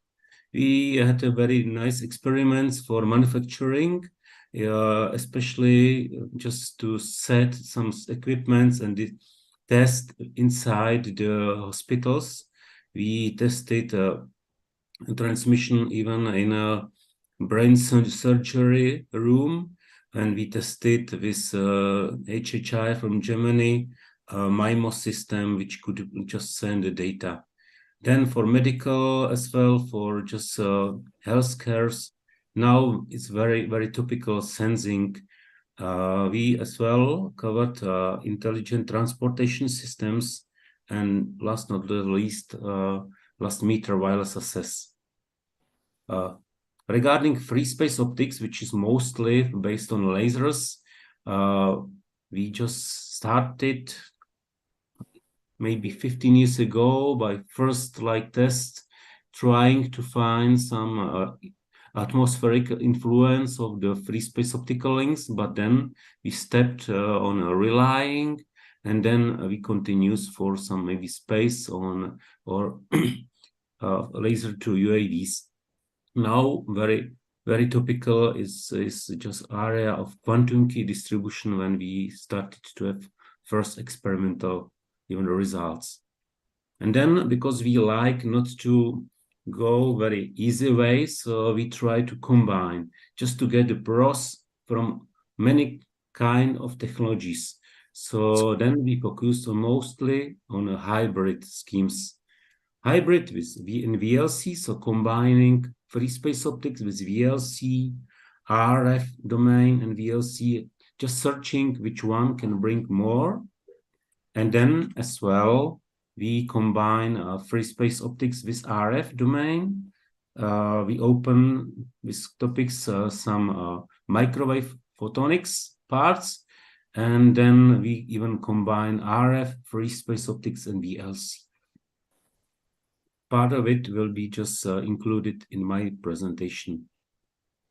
So historically, one of very huge European project was Vision, European network, which just collected people in VLC in Europe a couple of years ago. And we were lucky that we were there involved. And it just covered 15 PhD students. They started to cooperate and create networks. And as now we are in a Chilean conference, so I saw two presentations from Vicente, which just originated from this project. And here you can see members of this Vision project. It's finished approximately 1 or 2 years ago, and the last student defended 2 months ago. So all 15 students defended PhD thesis. It's very high numbers of papers and very good research done. Now in Europe, it's running another very big project focusing researchers from free space optics and optical wireless. Even teams out of Europe are involved there. This project is a European network for it's a new focus for new technologies for optical wireless communications, and it started in 2020, and it still is running till next year. It's divided in 4 working groups based on the distances for optical wireless. First working group is devoted for ultra short range. It's a very small group because usually it goes for distances up to, let's say, 1 meter or on chip or device to device. Then there is working group for short range, mostly on indoor range, VLC, visible light positioning, and sensors. The third working group, which is led by myself, is devoted on medium ranges, which is from hundreds up to hundreds of meters, which is devoted mostly for transport systems, underwater communication, terrestrial systems. And the last working group is on a long-range rings, which is led from the DHLR, German Aerospace Agency. And this is devoted for Earth to space, Earth to UAVs links based on optical wireless communications. This project is excellent, especially because pays all the traveling for researchers between teams for short-range missions. So the students can travel between teams. We always prepare them setups for measurements. They just come to our teams, or even from my teams travel to others. They perform measurements and then return, proceed the data, and just it boost on both sides, on sites of visits, or even on hosting, because they just bring them new stuff to do the research. Recently, we started a new European project, ON6G, which is devoted to combine optical wireless and RF domains within the sensor networks. So it started 1st of September, and actually it covers 10 PhD students. Now footpath of the Chilean is even more and even bigger, because what I've known, we at the moment accepted 2 students from Chile, which is Raul Zamorano and Francisco Rau, if I'm not wrong. And here you can see the members of this project, and there are even big industrial partners like Max Linear or Eblana. Mostly it's like devoted to combine RF domain and optical domain and create new sensor networks. Here you can even see some list of the topics, and it just goes to even out of our like research areas, opening topics like digital twins or wireless networks for 6G scenarios and so on. Now, if I have a look on just alone technologies, let's starting from optical camera-based communications. Tomorrow you will have a full presentation, so I will not go more into detail. Usually in optical communication, we would like to use just to receive from any time of transmitters, either display screens, LEDs or arrays, using cameras and using the lowering shutter or global shutter. In our team, we started with just using just even testing the movement of finger and just communicating by OCC together and distinguish the movement of different shapes of the finger over the mobile. And then we moved even with cooperation with teams from University of Las Palmas and Northumbria to some arrays, flat arrays, and using a camera with different type of sources and distinguish them. Then even within that vision project, European project, we started with organic LED LEDs, flexible LEDs, which can be bent over, for example, pillars in shopping malls, or we can use big LED panels. So we characterize them and analyze them. Even we simulated how they can be just placed inside the shopping mall to have the better coverage. Here you can see part of the experiment when we tested how the performance of OCC is changing when with different radius of bending of such flexible organic LEDs. In the morning, you could see some results from the experiments. And we tested this kind of curved OLED source for non-line of sight tests and just distinguish if it is capable. We go further even just to test several transmitters using non-line of sight. Another research which is inside the visible light communication is using radiating optical fibers. Usually it can be used only like signatures for in cars, in traffic marks, or even in buildings, and even for wearables. On a picture, I don't know if you can see my cursor, you can see a radiating optical fiber, which is just fed by LED, and it illuminates along the wall, along the all length, it radiates. Usually it's done that there are some scattering particles inside, so comparable to the classical optical fibers. When you have total inner reflection here, the light is radiated off the fiber along the structure. We just send the data to this fiber and read it by the camera and proceed the data.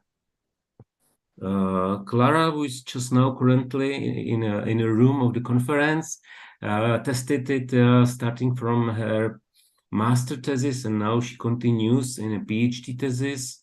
We reach even, we can read it even up to the distance 40 meters. And tomorrow in very excellent presentation, Clara will show you how this kind of the transmitter can be used as the variable. If you just put it just on a t-shirt and test it and just have it as a transmitter on your body.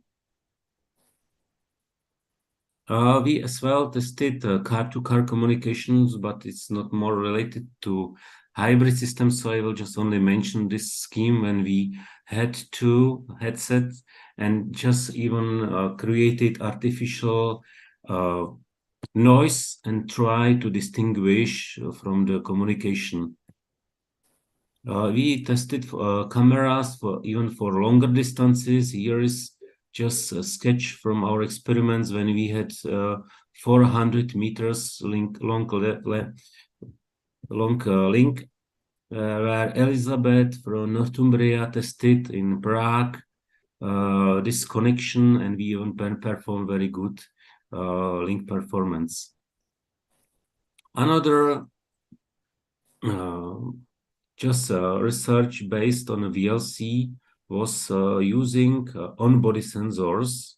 Here you can see simulations of the people who has several sensors, which maybe can just measure his body activities. He has 2 nodes, one on a shoulder, one in the middle of the body, which connect the data from sensors, and those nodes can be connected to the transmitters or receivers on the ceiling of the hospital room while he's moving. So using simulations, we tested if it is possible to use only visible light communication to interconnect nodes and this person to the ceiling. And the results were very positive.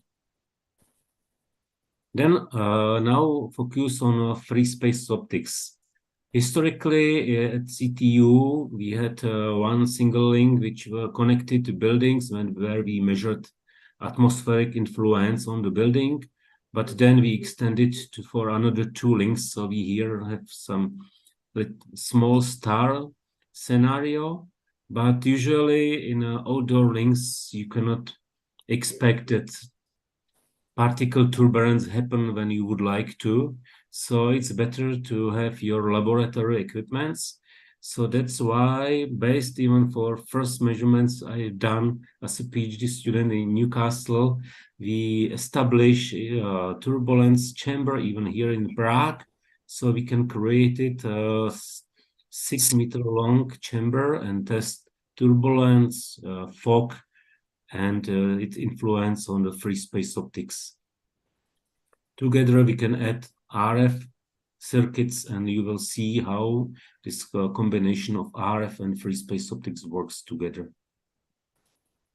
We tested fog, dust particles, turbulences. At the beginning even rain, but this doesn't have too much big impact. Here you can see some historical pictures. On the top you can see where we tested parallel links with different turbulences, different correlated turbulences. We tested in fog. Even we tested some dust particles, and then we extended this experiment in Northumbria with the dust chamber.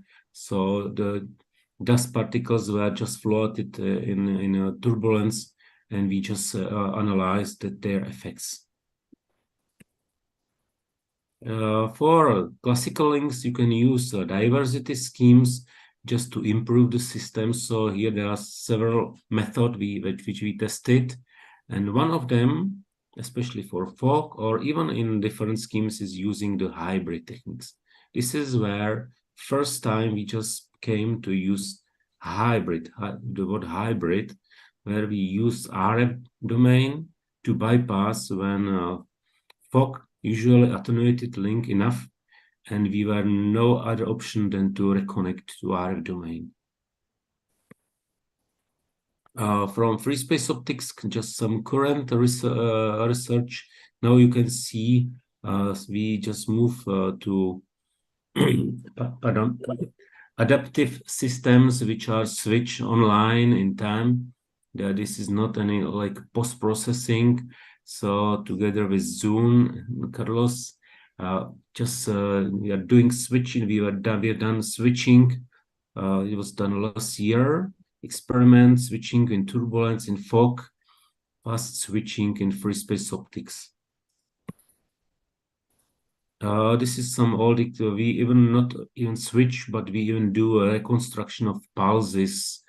This is from an experiment when we regenerate pulses 10 gigabits per second using some kind of homemade regenerator. And last from this direct technologies, we started to measure quantum key distribution. Here you can see some parts of our equipment and a setup where usually you have your data link, which is done on the top, and the encryption, and then on top of it, you have you send the keys using quantum key distribution. Typically, we work with entangled photons. We just create entangled photons for this quantum key distribution using spontaneous parametric down conversion, when a single photon is just divided into the two tangled pairs, to one pair of tangled photons. Usually they are polarization entangled, and we test if droppers just send the quantum just of the key and just then change the parameters of the photons. Okay, so this was a very not very short, it was shorter start, and now let's have a look on hybrid schemes. At first, I would like to start with combination of free space optic and VLC. So typically, the main idea why to use it. So we would like to, sorry, can you hear me? Yes. Okay, I just had some noise, so I have some echo, so I'm sorry for it. So typically, the idea is to have everything in an optical domain and a wireless.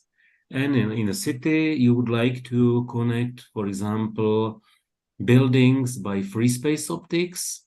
Then you should have some distribution to the rooms, and inside the rooms you use VLC for communication between the transmitter and users, as well as you can use VLC for precise positioning for indoor.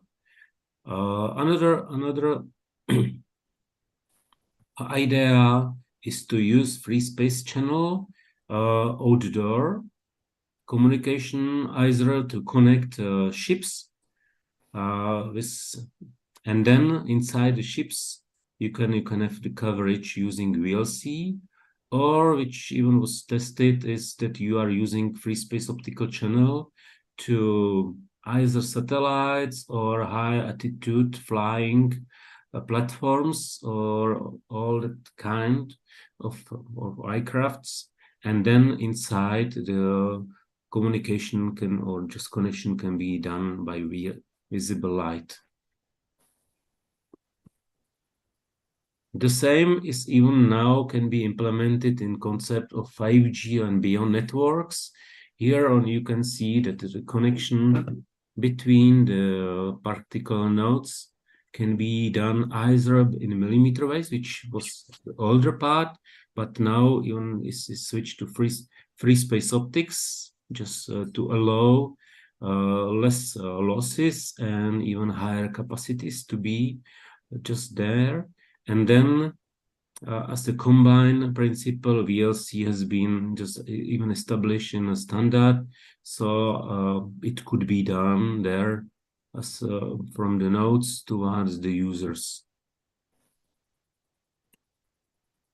Here you can see another scheme of the same, when there is just shown it in a free space optical and VLC parts. And then let's have a look what we have done. At first, we tried to just even have a look on relying. Usually, you just couple several links, so you have to see what's your total performance is. So typically, even in the room, we try to use not only transmit a single link from the source, but in case when someone is not connected directly, or there is some obstruct which just blocks the link, you can use another node to rely. There are established even enumerations how to find or how to use it.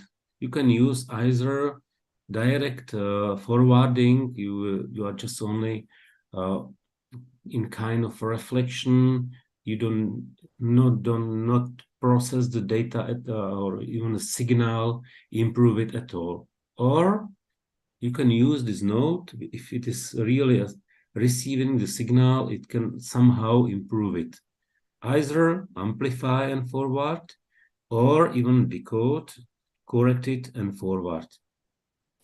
So in our paper, we just have a look on these schemes when the users are moving in the room and they are using amplify and forward and decode and forward method. Here in equation, you can go deep in when you just open our paper. So we just search what would happen if there is transmitter on the ceiling, which cannot be connected to the end user, but is using a relay node. But in reality, no one is always ideally just pointing to each other. So let's have a look that the relay node is not not just oriented directly to the transmitter, neither to end user. So it can be just randomly oriented, and it's this in particular part of the room. So we tested what happens if we change the orientation of relay node and user, and in just for particular places inside the room. Here is part of the simulation where we just change, and usually we could see that amplify and forward brings very nice results. If, of course, decode and forward is even better, but not always you should use the most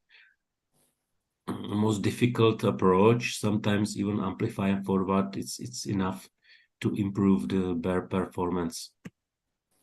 The same what we tried, for example, when we improved the transmit power a little bit, we extended the possibilities of the placement of the relay nodes.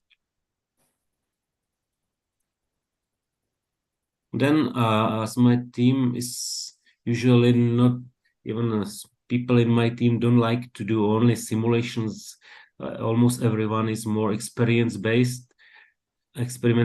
So we try to set this experiment.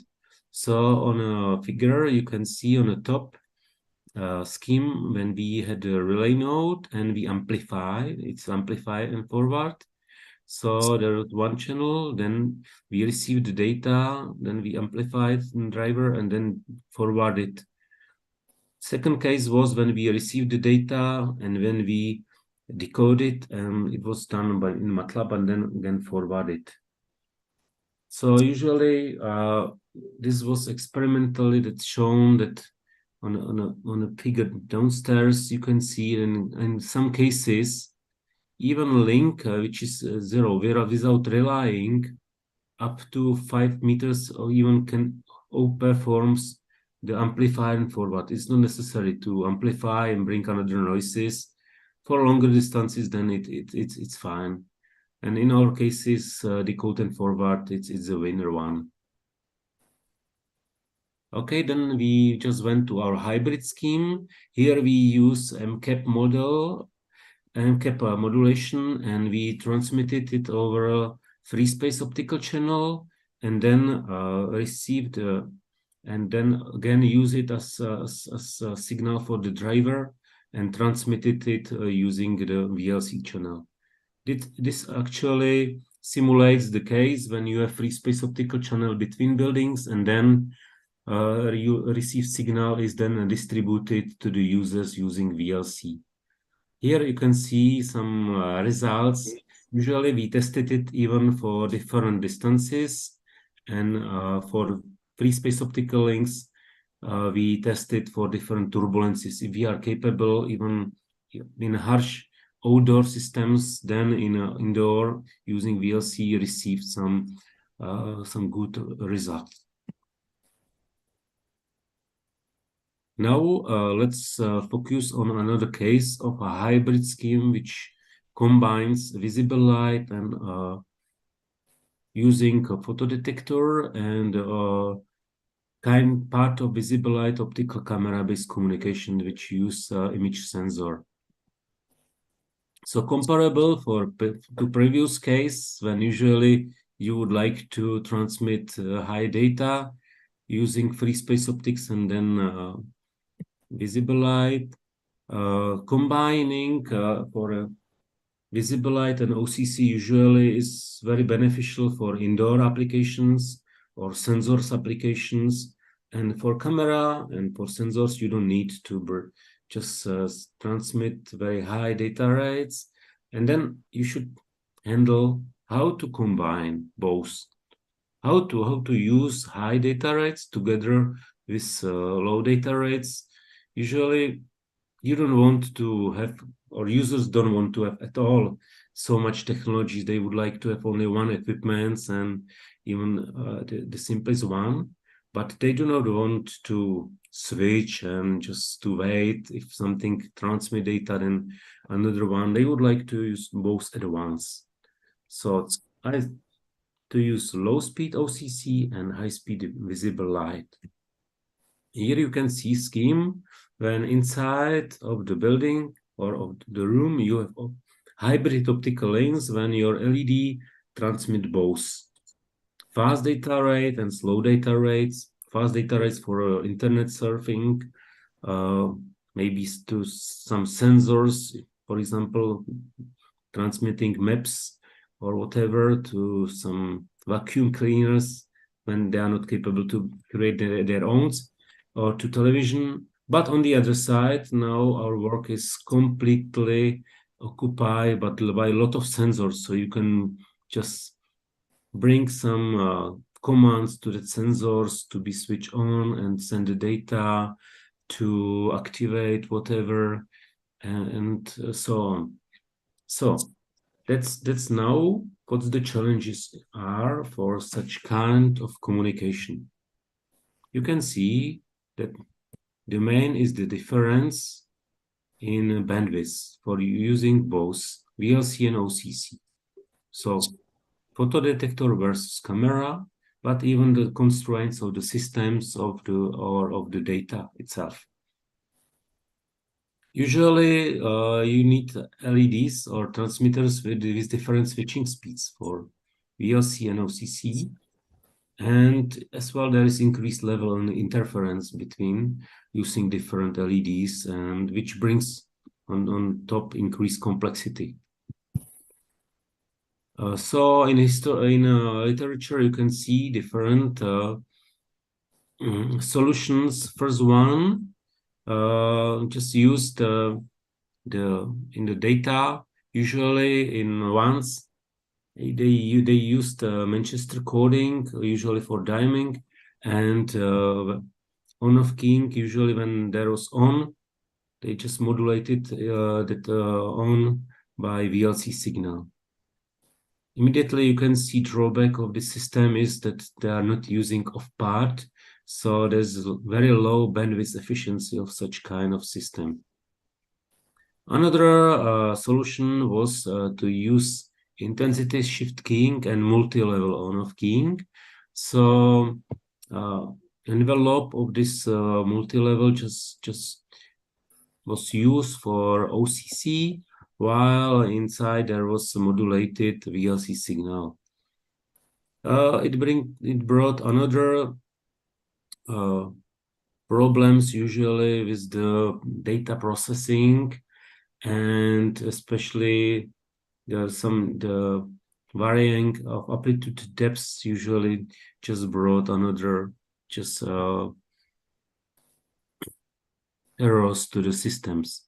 What we proposed in our first solution was to use bipolar multi-level on-off keying. so which was modulated, and then especially, but at the first sight we saw that there's some drawbacks using some biases which needed to be solved. So it was published in the Internet of Things journal, and its topic was developed by Shivani. And so this is slight overview of the system. And here you can see we just on the transmitter side modulated together OCC and VLC data, and then just use arbitrary waveform generator and bias T and LED and transmitted the data, and which was received by both by camera system and FIDI photo detector, and it was all data was just processed separately. On the side of OCC, there was a region of interest and just processed the data. In VLC, there was some thresholding and just filtering of the data. What I mentioned, the problem was using the bias T, which actually behaves as a high-pass filter. So usually here you can see normalized amplitude, and on a figure, this high-pass filter, what just creates in your received data. Usually we can see this effect in smaller frequencies. If we try a transmission at 1 megahertz, this effect is completely removed. But if we just go to typical transmit data rates or frequencies, it's a big problem for us. So to bypass this effect, the solution was, instead of using just pure unipolar solution, which is in the case of A figure, we started to do some kind of overlapping. So this way we enlarge the amplitude of the pulses of the, but it just brings there some overlapping, and we tested what ratio of overlapping, how it influences both transmission of the OCC and VLC signals.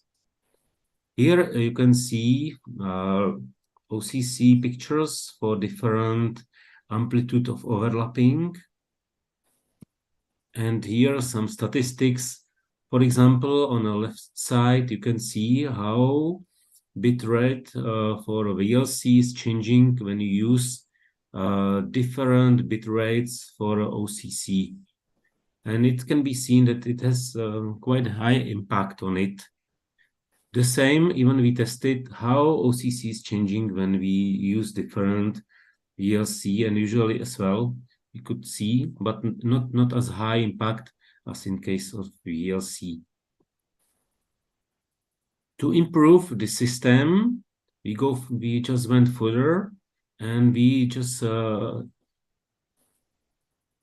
remembered on one of our papers, which had Peter Chvojka in 2020, when we just used direct modulation of LED of the chip.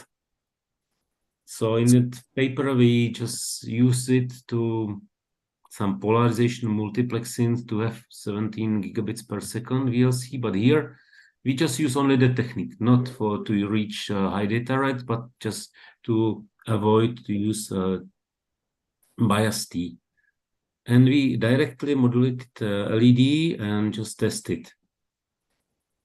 It surprisingly allowed us to improve the data rates almost twice, and even it improved the OCC performance.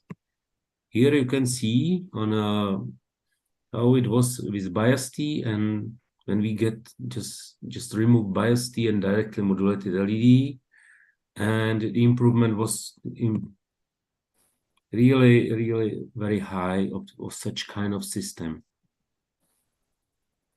Then as well, we just solved how to proceed the OCC data, but now maybe I don't have enough time I can return to this part maybe later. So usually this hybrid schemes allows us to use both one transmitter to transmit OCC and VLC signal and to be received. So it's kind of SIMO setup. Possible extension, because we tried it only on some wavelength to extend to different wavelengths and to test for different ranges and orientations. We tried even in a half of the experiment with this at the time when we use BIAS-T to set it for some kind of application. So together with colleagues from Valencia University, was just at the research mission in our team. So we tried to set the transmission over a polymer fiber and then transmission of the system of the signal. Here you can see the setup. So it's almost similar as previous, but we set there the kind of the application when we transmit the signal in a building using polymer fibers, and then using some kind of lens, we receive it by, in case of OCC and VLC, and again we process the data. So we use that setup and we just perform, and the application showed us that it can be used very well using this kind of optical fiber and the scheme itself. So I will maybe skip these results. There's no time for it. Then what we just saw is, okay, everyone is just only doing kind of downlink. What if we use it even for uplink? So here is the scheme which we used. And the idea was that we have kind of sensor which should be initiated. So for downlink, we use only some commands using OCC. So that kind of sensors have camera everywhere. So the signal is transmitted using polymer optical fiber and transmitted on ceiling and received by the camera OCC signal. And then from the user, it has, for example, sends a lot of data and they are transmitted uplink. So it's kind of reverse.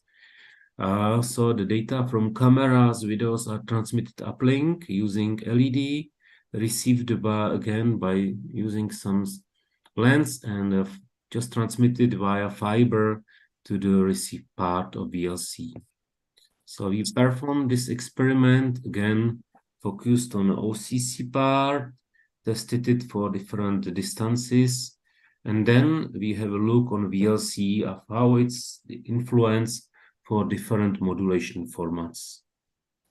So now it seems that this kind of setup is possible to be implemented. As I showed to you before, we even work with different kind of fibers, and now maybe we even would like to just move from this polymer-based fibers to radiating fibers, which can be used even in better applications. So it was the combination of VLC and OCC. Now I will switch a little bit off the topic of conference. I'm sorry, and still keep VLC, but later on I will even leave this VLC. So now we combine this optical domain with RF domain. The previous presentation was very nice, how the RF systems can be implemented and combined. So I will just only mention one of our analysis. We just tested the combination of device-to-device systems. Usually when you communicate directly, you don't use the network itself, but communicate directly between your mobile phones or your equipments. And now we analyze what would happen if you have two possibilities. either to use RF domain to device-to-device communication or used VLC between devices. We tested it in the room. There were just the idea was there are numbers of these couples doing device-to-device communications. They are differently just distributed in a room with different orientation of the devices of transmitters towards each other. And there they were like using both technologies. So for RF, you could have much wider radiation patterns, but on the other side, it's maybe not so energy efficient.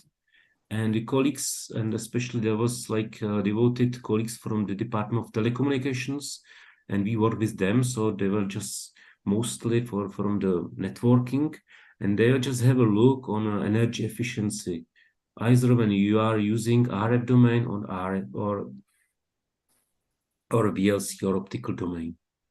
On the first graph, you can see how it looks like when you just are using what's the outage ratio is when you are using pure RF. This is the green one. Then there is purple. I think it's VLC, and then you have possibility to switch between them. We set different scenario how to switch between the technologies, like randomly, or there was proposed model for the switching in the paper, and how the outage is improved. Figure A shows when always they are facing each other. Phase B when randomly in particle angles 0 to 30 degrees, and C is randomly. And N is a number of device-to-device couples. The same, we tested how the capacity in such kind of the overall capacity in this scheme in between those device-to-device networks is improved. You could see that RF domain usually works only for just very small number of the couples, but usually visible light communication was better. But if you optimize it, you could get even 7 times better capacity and the switching between the technologies. The same, what was the main impact of this paper was to find energy efficiency. It means megabit per joule. So we recalculated, our colleagues recalculated, and again, it shows that the visible communication is better in RF, but when you are just possibility to switch between, even that efficiency goes considerable better. And now the last part of the hybrid schemes shows radio over fiber and free space optic microwave photonics. Usually the idea is to bring the data to some node. Now it's moving, so even by optics from the centralized pool when they are using we are using a lot of resources inside. They are just using only a fiber to bring the signal to the node when there is retransmitted in a RF domain, now even in millimeter wave. It can be bypassed, not fiber, but even you can use free space optics in this case, but you have to know how to modulate it.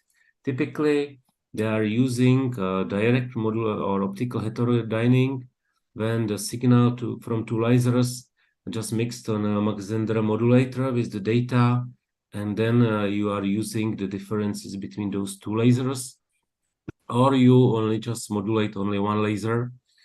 The better modules even just brings up conversion when you are just using one Mach-Zehnder for carrier, one for data. You suppress carrier and you get twice a bigger frequency. So in historical, they just transmitted up to terabits per second. over even optics.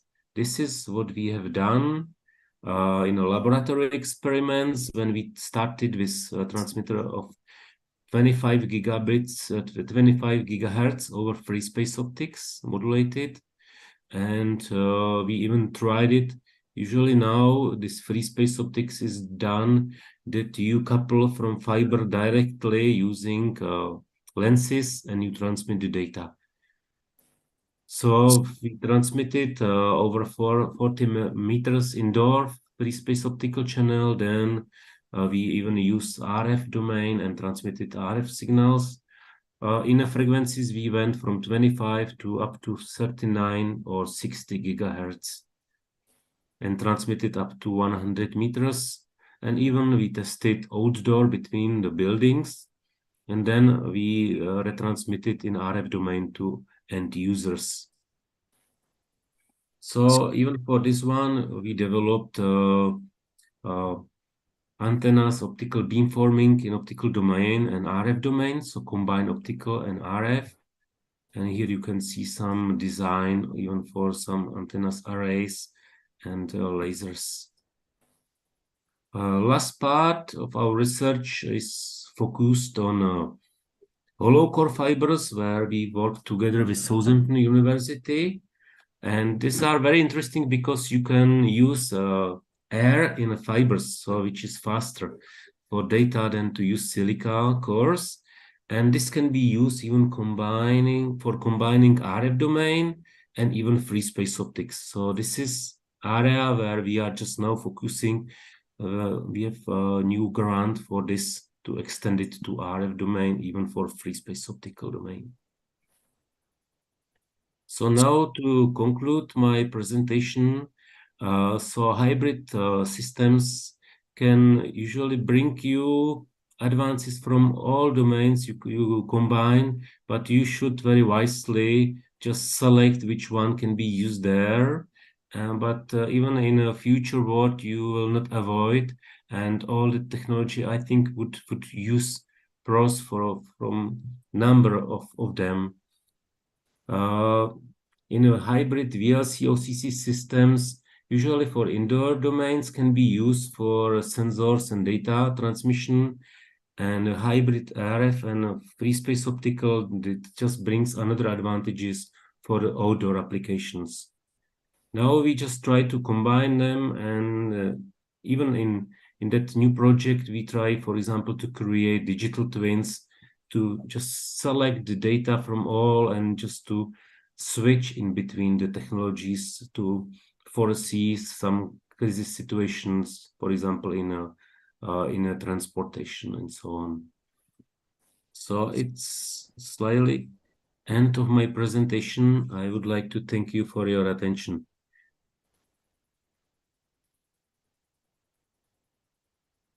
I'm sorry, I cannot hear you at all, but I saw applause.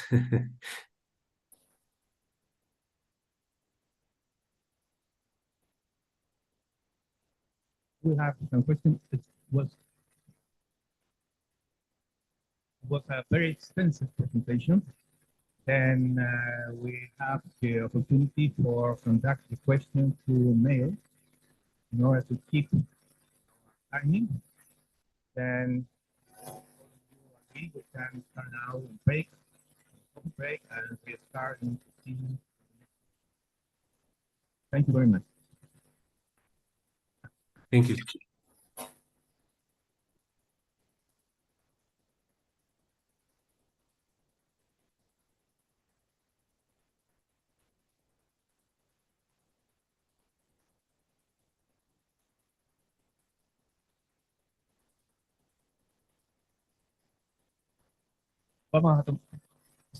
We want to take an official picture. Please keep some seconds. Dan, thank you very much. We have finished. No questions. People will contact you through email, yeah? Okay, thank you very much. Thank you very much. And sorry that I was not capable to come. Thank you. Bye-bye.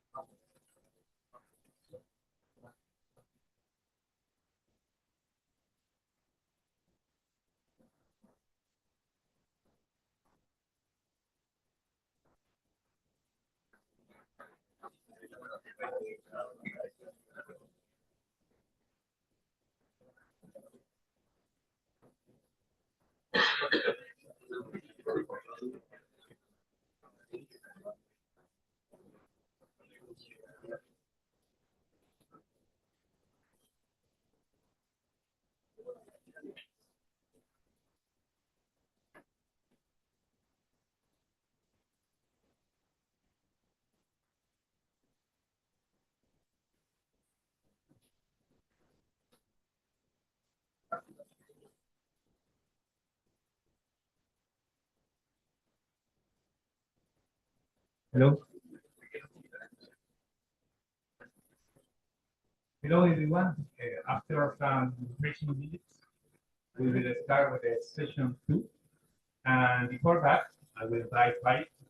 He would like to address some words to all the participants.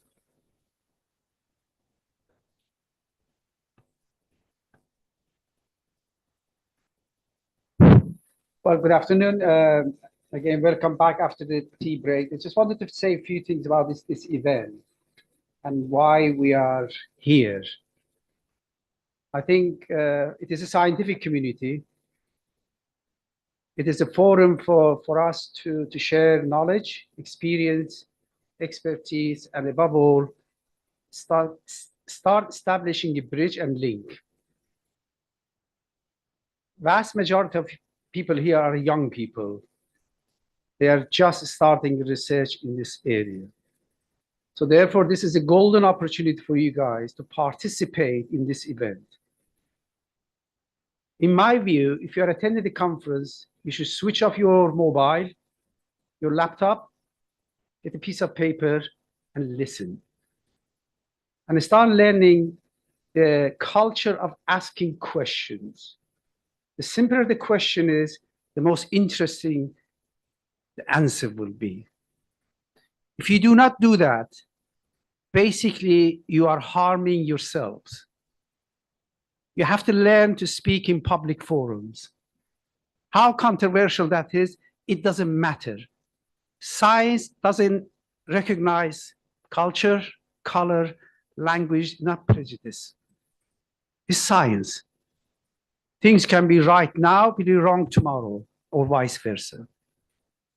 So please, please, please ask questions from the presenters. They put a lot of effort to prepare their slides. Just highlight things that you see it. The first thing we learn at the school, at high school, is observation. We have our optical antennas looking at the slides and observing all the time. Pick up things, which you think might be interesting. That's first thing. The second thing is that if you are presenting a paper here and people are basically being kind enough to ask you questions, also share their ideas via comments. As soon as you get back to your seat, write down all these in a piece of paper. Take this as a gift to your research laboratory. Tell them that what they asked you, what they gave in return as well. That is why you are here, to take this knowledge, this package back to your university. And finally, we have agreed with the localizing committee that on Friday, there will be an open forum discussion. Open forum discussion is based on this. You ask the question yourself, what is in it for me attending this event? Why am I here? What do I take with me back to my lab? Are there going to be opportunities for me that I could explore in the future? If we do not give you that, this event will fail. We are not here just to socialize, but we are here to socialize around the scientific teams to ensure that our younger researchers go home happy, bubbly, excited, and willing to take on risks in scientific and engineering disciplines. And we, as a senior colleagues, are there to protect you, to help you, to assist you, to guide you, and to provide you with resources. That's what we are here for. Thank you.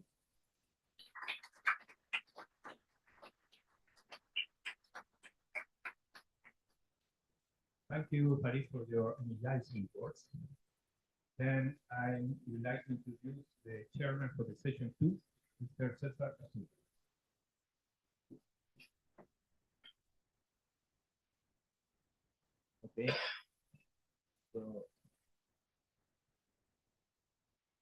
Okay. So we are ready for the second session. In this one, we're going to have around 4 papers. And first of all, we're going to start with the first one. The title of this one is Assessing Breast Cancer Risk with 5G-enabled data sensorized samples using random forest. So I'm not completely sure if we're going to present this paper. So that's it. Okay. So remember, you have around 15 to 17 minutes for the presentation, and then we'll get some questions from the audience. You did this or you were there? Sí, está bien. Go ahead. I'll be taking your time, and you're close to 15 minutes. I'll let you know. So, this is my first time speak English in the conference. Good afternoon, everyone present today as a member of the working team composed of the research Ismael Soto, Raúl Zamorano Illanes, Pablo Adasme, Sebastián Gutiérrez, and myself, Ignacio Galeas. We will present our experience with the publication of the paper Assessing Breast Cancer Risk with 5G-enabled data using random forest. The next. Okay. The contents this time consists of the introduction, framework, and simulation results, and conclusion and future works. And introduction. The question is how does breast cancer impact the person? The diagnosis of breast cancer is an emotionally impactful event. Individual diagnosis often experience a range of emotions such as fear, anxiety, depression, and stress. Additionally, treatment can be physically exhausting and traumatic burden, affecting the quality of life. In terms of social aspects, many patients face issues related to self-image, self-esteem, and family and work dynamics. This can lead to isolation, job loss, and even financial difficulties.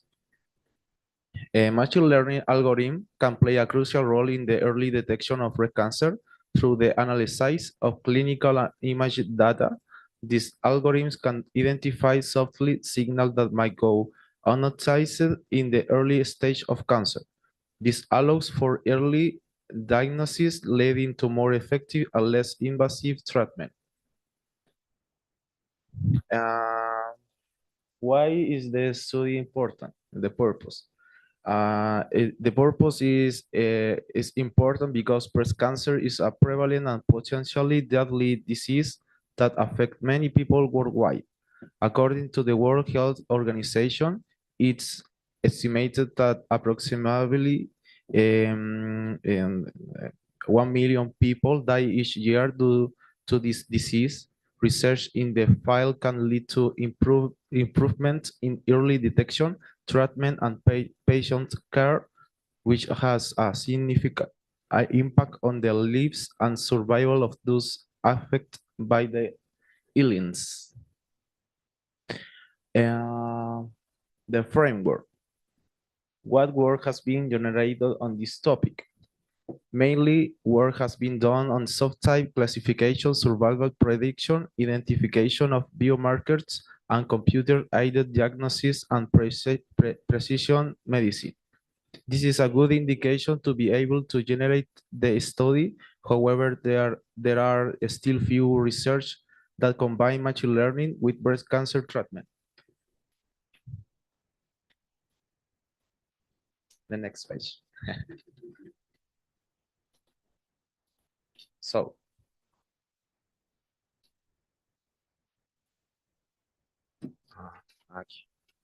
here.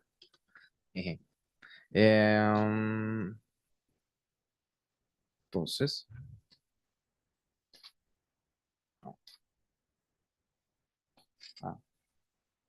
the system diagram is composed the data acquisition and sensing, and data ingestion, and data pre-processing and analysis with Python. Is a system diagram basic, and the work methodology. Acá está. Okay. The system diagram is of elementary nature and is based on the collection of data through 5G devices. This data is transmitted to ThingsBoard, where the dataset is stored. Subsequently, using an API, this information is sent to a Python environment in order to generate data visualization and facilitate data input for predict models. And the work methodology. The working methodology is very similar to KDD, the knowledge discovered from database, in terms of creating knowledge or adding value to the data set.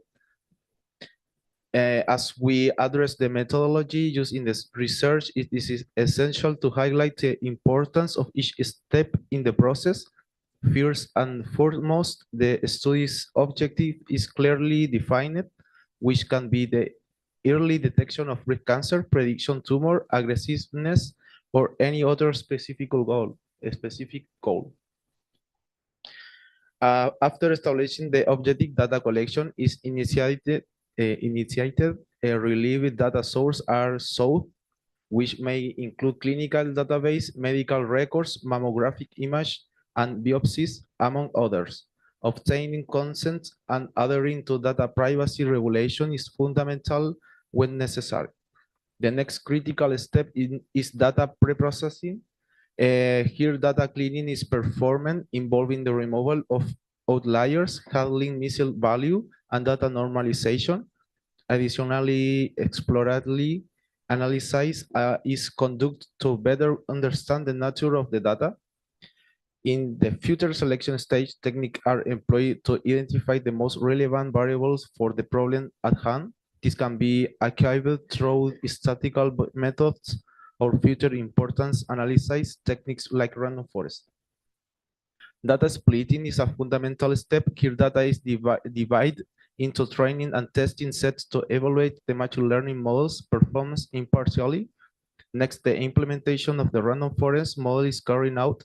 This involves optimization in hyperparameters such as the number of tree and maximum depths.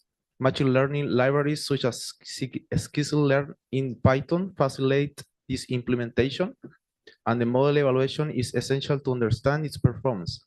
Appropriate metrics such as accuracy, sensitivity, specificity, and area under the rock curve, among others, are used. Cross-validation is employed to ensure the model's robustness. Result interpretation follows the evaluation. In this stage, the goal is to understand the importance of features and how the model makes decisions. Furthermore, for improvement are identified and the clinical implication of the result are discussed.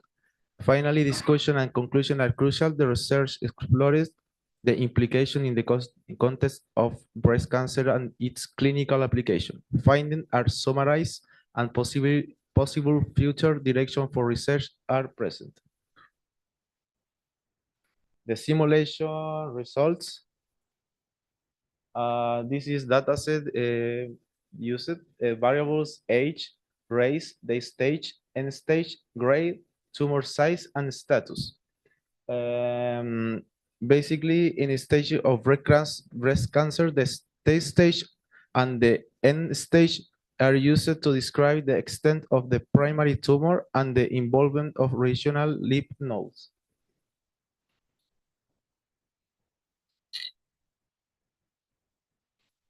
And the race is white, black, or other unspecific unknown. And the stage is split in 4 parts: T1, T2, T3, T4. The end stage in 1, in 2, and 3. The tumor size and also the tumor size. Your category, its category numeric value in ME.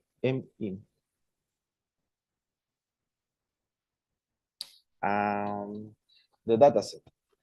And so the graph shows us that the algorithms are generating accurate prediction, achieving a low rate of false positive and false negatives.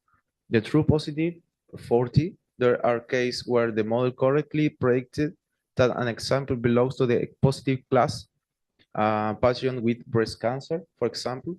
And false negatives, these are cases where the model incorrectly predicted that an example did not belong to the positive class when it actually did. In the context of early breast cancer detection, this means that in 3 cases, the model did not correctly identify patients who actually had cancer. And the false positive is another slide. And the data set, the result, random forest, for example, and the metric F1 score and precision is minor with gradient descent with restart. But gradient descent with restart is better than random forest in, for example, metrics F1 score and metrics precision. Again, this is a slide. The true negatives is 70. These are cases where the model correctly predicted that an example does not belong to the positive class. In the context of breast cancer, this means that the model correctly identified 70 patients who did not have cancer. And the result of the ROC curve is close to 1, indicating that the model is highly effective in the early detection of breast cancer. It can achieve high sensitivity, detecting that majority of positive cases without incurring a high number of false positives. This indicates a high discriminative power and utility in diagnosis. And the conclusion and future work. In conclusion, the use of artificial intelligence in cancer prediction represents a significant milestone in medicine and medical research. The ability of machine learning algorithm to analyze large clinical and genetic data set with exceptional accuracy and speed has revolutionized how we approach early detection and prediction of this devastating disease. In the future, the importance of continued research and refinement of this approach lies in several crucial aspects. First and foremost, early cancer detection is essential for increasing survival rate and improving patient outcomes.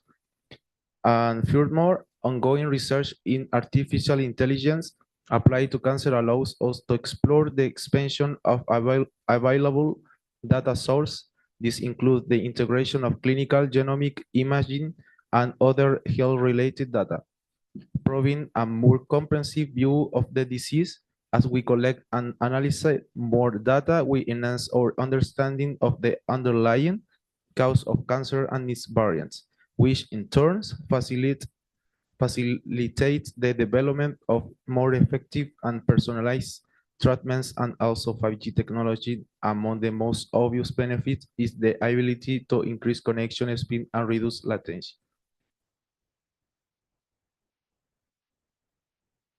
Thank you for your attention.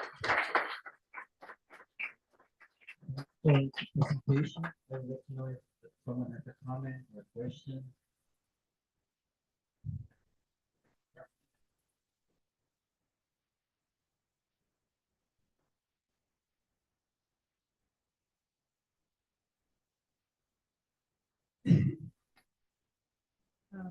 My name is. I'd like to ask, I didn't understand. Okay. I can ask the question in Spanish or English. In English. Uh-huh. 5G is using in dataset, but this dataset is a set of the Kaggle, and the dataset is using technology 5G is implemented.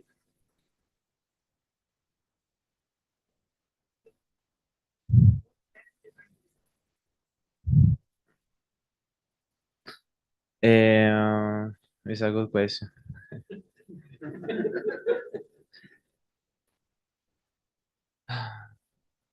Es que puedo responder, pero en español.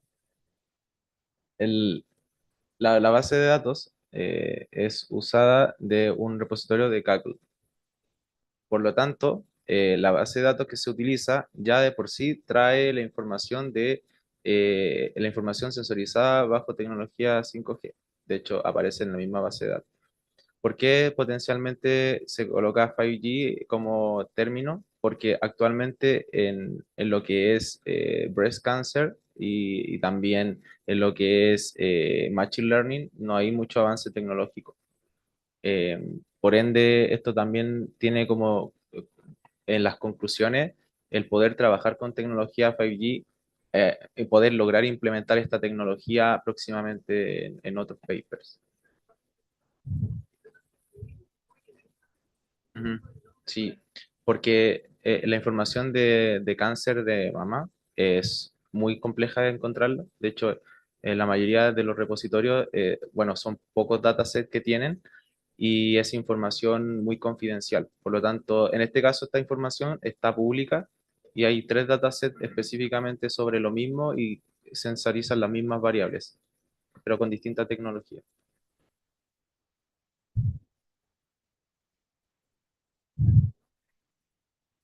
Ah, sí, se llama Breast Cancer Dataset en Kaggle.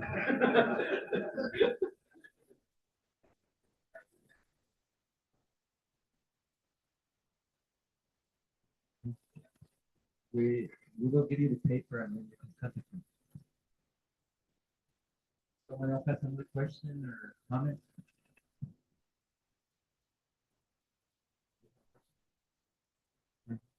Hello, my name is Aaron. I wanted to ask you, since I've also been working on a similar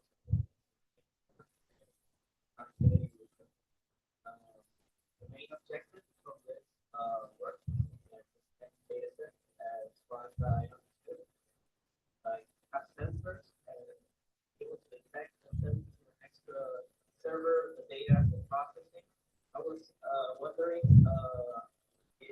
5G for the data rate for this type of data to get from the sensors, or can you also explore other technologies such as narrowband or technologies like that? Yeah. Sí, la información, o responder, Jaime. Entendí la información que se recopila es un dataset público, como le mencionaba a la compañera Fernanda. Entonces, este dataset se hace un proceso de KDD, por lo tanto, utilizo varias tecnologías para ir probando cómo funcionan, y dentro de esta tecnología se encuentra ThinkSword, donde yo cargo la información hacia ThinkSword y empiezo a explorar qué es lo que puedo realizar con esa información, y después de ahí yo traslado la información mediante un API hacia Python y empiezo a hacer proceso de Machine Learning. Pero como tal, la base de datos ya por sí trae la información específica que se usa tecnología 5G para realizar el proceso. Pero como solamente es un dataset, y actualmente si buscas en los repositorios sobre breast cancer y machine learning, te vas a encontrar con muy poca información. Entonces es un paper que motiva también a poder trabajar a futuro con tecnología 5G.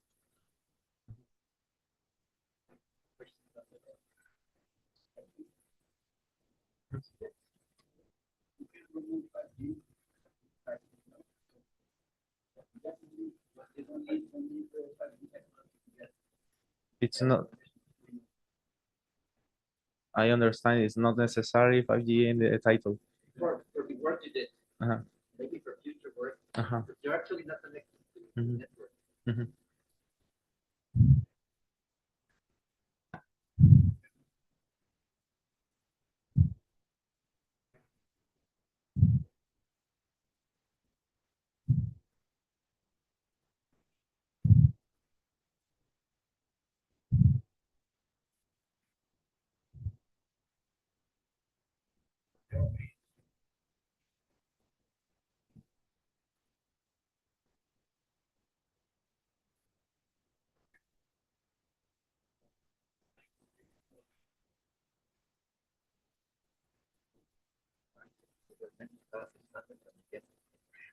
No, no.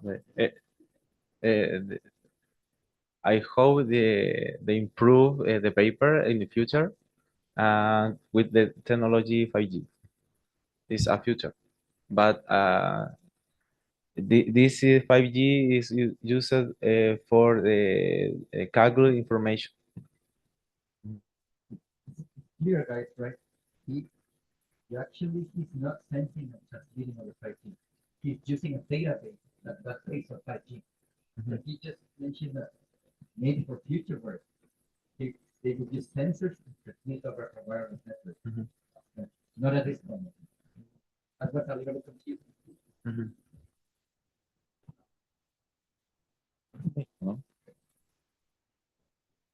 So that's the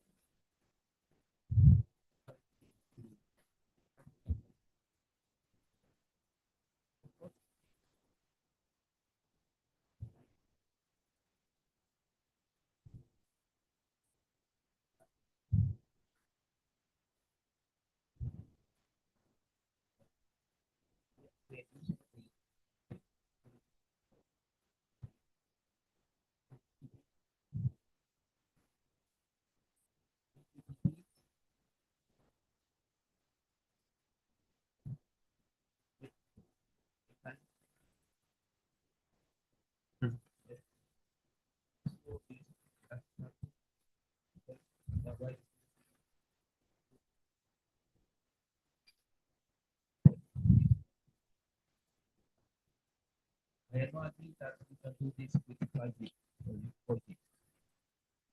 We will do the test. What? That is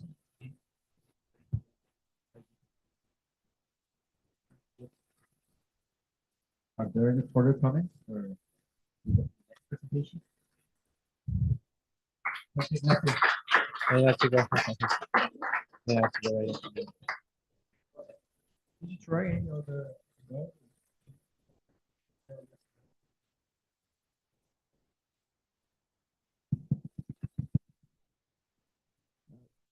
Can you hear me now? Yeah. did you try any other model for the artificial intelligence methodology that you use? And is there any other are there any other works in on the literature that works with this data set?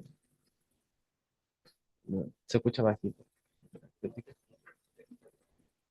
Solamente probé con Random Forest and Gradient Method. You didn't test with other systems, just random forest.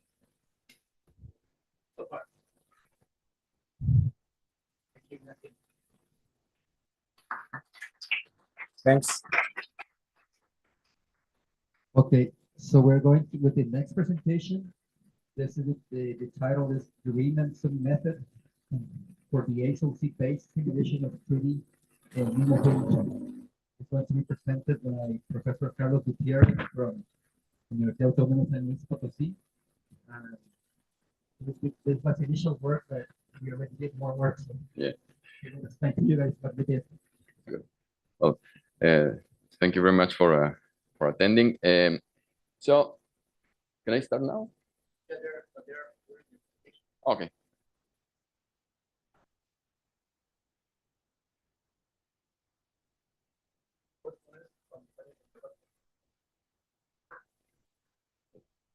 Oh, I think I am all set to start. Well, basically, the work I'm going to present to you intends or is aimed at presenting new simulation tools for the analysis of mobile communication systems. Specifically, with this work, we are targeting at narrowband communication systems that can be enhanced with multiple antennas at both link ends. The work has been mainly developed by a student that couldn't come to Chile, so I came instead to present. So the presentation is divided in 5 parts. So I'm gonna start with a brief review of the context, the motivation for this work.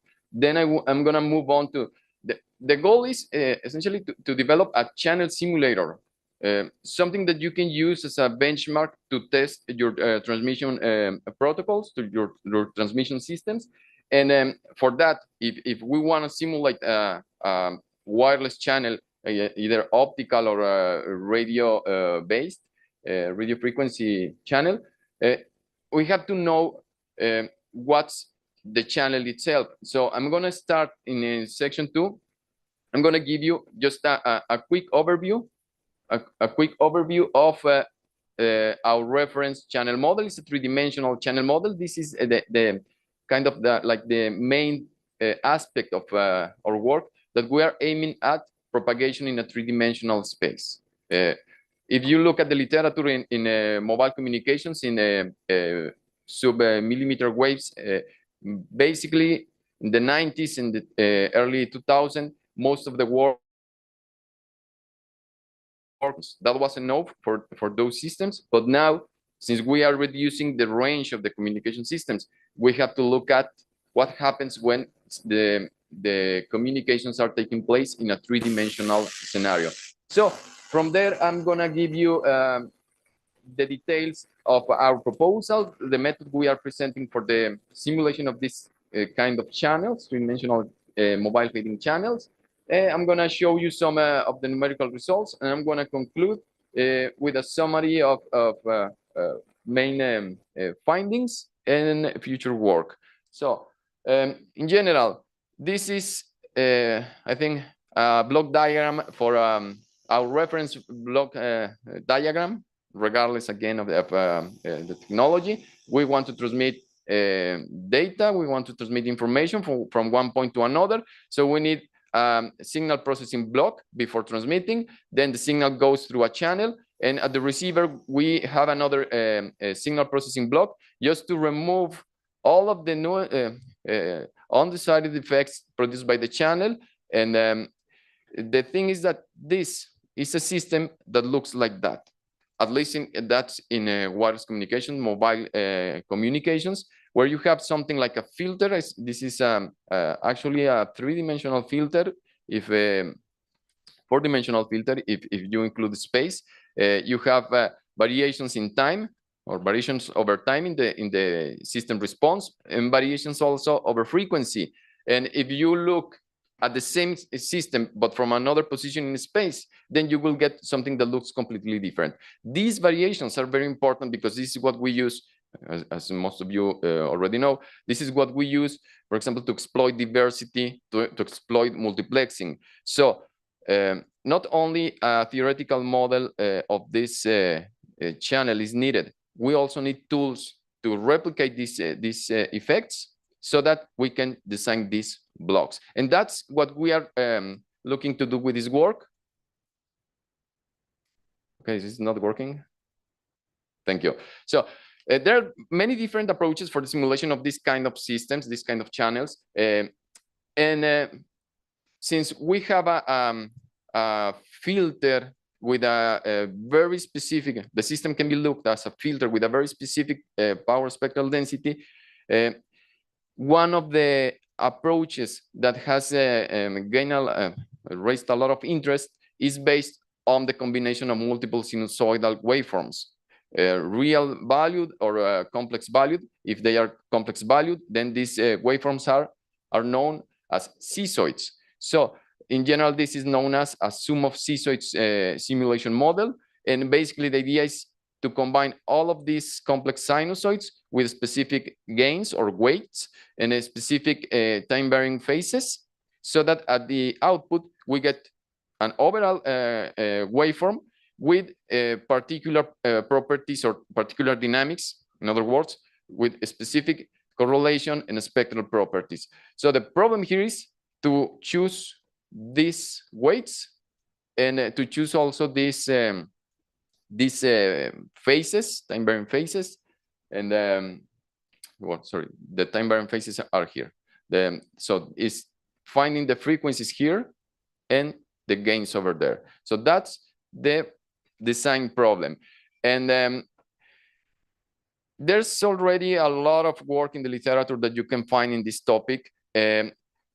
All of these works, or you can say that they develop new methods based on a given approach, and one of the a given idea, and one of the methods that has been proven very effective, very efficient in simulating the channel is known as the Riemann sum method. I'm gonna discuss a little bit more about the rationale behind this method in a couple of slides. But for the moment, let me just say that this method was proposed almost or more than 20 years ago. And even though it performs quite well, it has the limitation that it was formulated by assuming propagation in 2 dimensions. So if we want to apply this for 3-dimensional scenarios, it is not a good option. And also another problem is it was developed specifically for a given geometrical scenario and also a given geometrical configuration of the antenna arrays. So we need to rework or revisit this model in order to make it useful nowadays. And that's the goal of this paper, and actually the goal of this work, because this work goes beyond this paper. And what we are presenting, what we are going to see today is the extension with respect to scenario is a regular geometrical scenario where you have transmitter over here, receiver over there, and you have a lot of objects around the receiver, but all of them are located, you can say, something like in a sphere, on the surface of a sphere.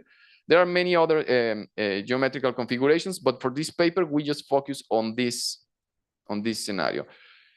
Going deeper into the details of this scenario, we have something that looks like this. I know there are a lot of symbols there. I won't go, read them all, so you can find them in the paper, but I just want to give you the general idea. So you have 2 antennas here and here for transmission, 2 antennas there and there for reception, and you have, this is something like a base station, so this is stationary, this is static, And over here, you have a mobile terminal, a mobile node that is moving in this direction. This is a velocity vector, essentially. And all of these parameters are essentially distances and angles that we need to know in order to measure path length. If we know the path length from this antenna, transmitting antenna, to all of these receiving antennas, and from this antenna to these receiving antennas, then we can compute the channel response and take and include also the temporal dynamics of the system. So that's the, in general, the goal. So what you will see in the paper is all of the modeling for these paths. These are essentially paths. This is a phase. This is important. This is a Doppler frequency. This is a Doppler shift, because if you have movement in transmission, you will observe a Doppler shift. So this is what will define the temporal dynamics of the system. Again, if I am looking at this channel gain, which is my reference for system performance analysis, the channel gain between the P transmit antenna and ELT receive antenna. You can change transmit and receive antennas as you like.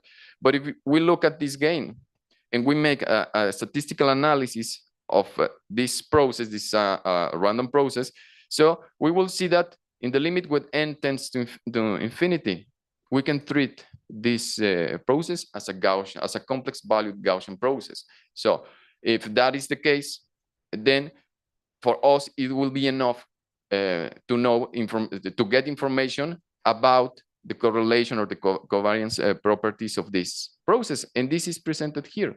If we analyze the space-time cross-correlation function of this process for different antennas, then we get this expression that gives us with all of that information that we need.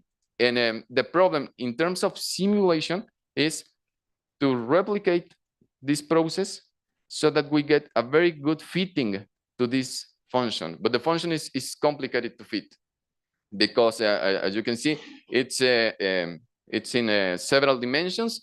And also, we have the added problem that since we have propagation in 3 dimensions, we need information about the statistics of the inclination angle, azimuth angle, and this makes everything more intricate. So all of these are just the details of the parameters over there. But again, these are just path lengths. These are related to the antenna geometry of the transmitter, antenna geometry of the receiver, and this is Doppler shift, basically. So what is important here to stress is that with this model, you can control several parameters and adjust the model to a wide variety of scenarios so that you can test your system under a wide range of conditions. That's the idea with this model.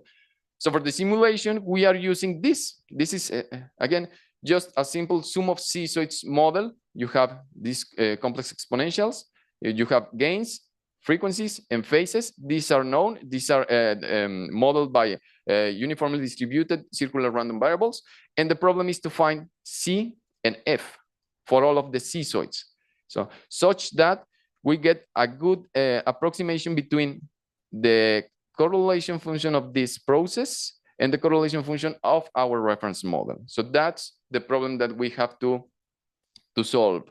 And I'm just gonna summarize what's in the paper by saying that what we did is we are making this approximation by fitting the correlation function of a reference of our simulation model, which is this sum.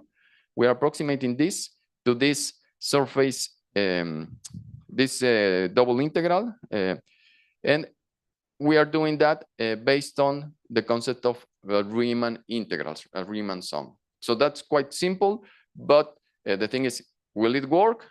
It will turn out it works, but give me a couple of slides. So by following this idea, the frequencies and the gains look like this. So the good thing about this process is that in contrast to other methodologies where you need random number generators with the particular statistics of the inclination angle and azimuth angle. Here you are using only uniform random number generators, and using this transformation, then you go make realizations of this process and you get your waveforms, the waveforms that you require for the system analysis. So for the simulation model, these other are the rest of the parameters that you need to consider.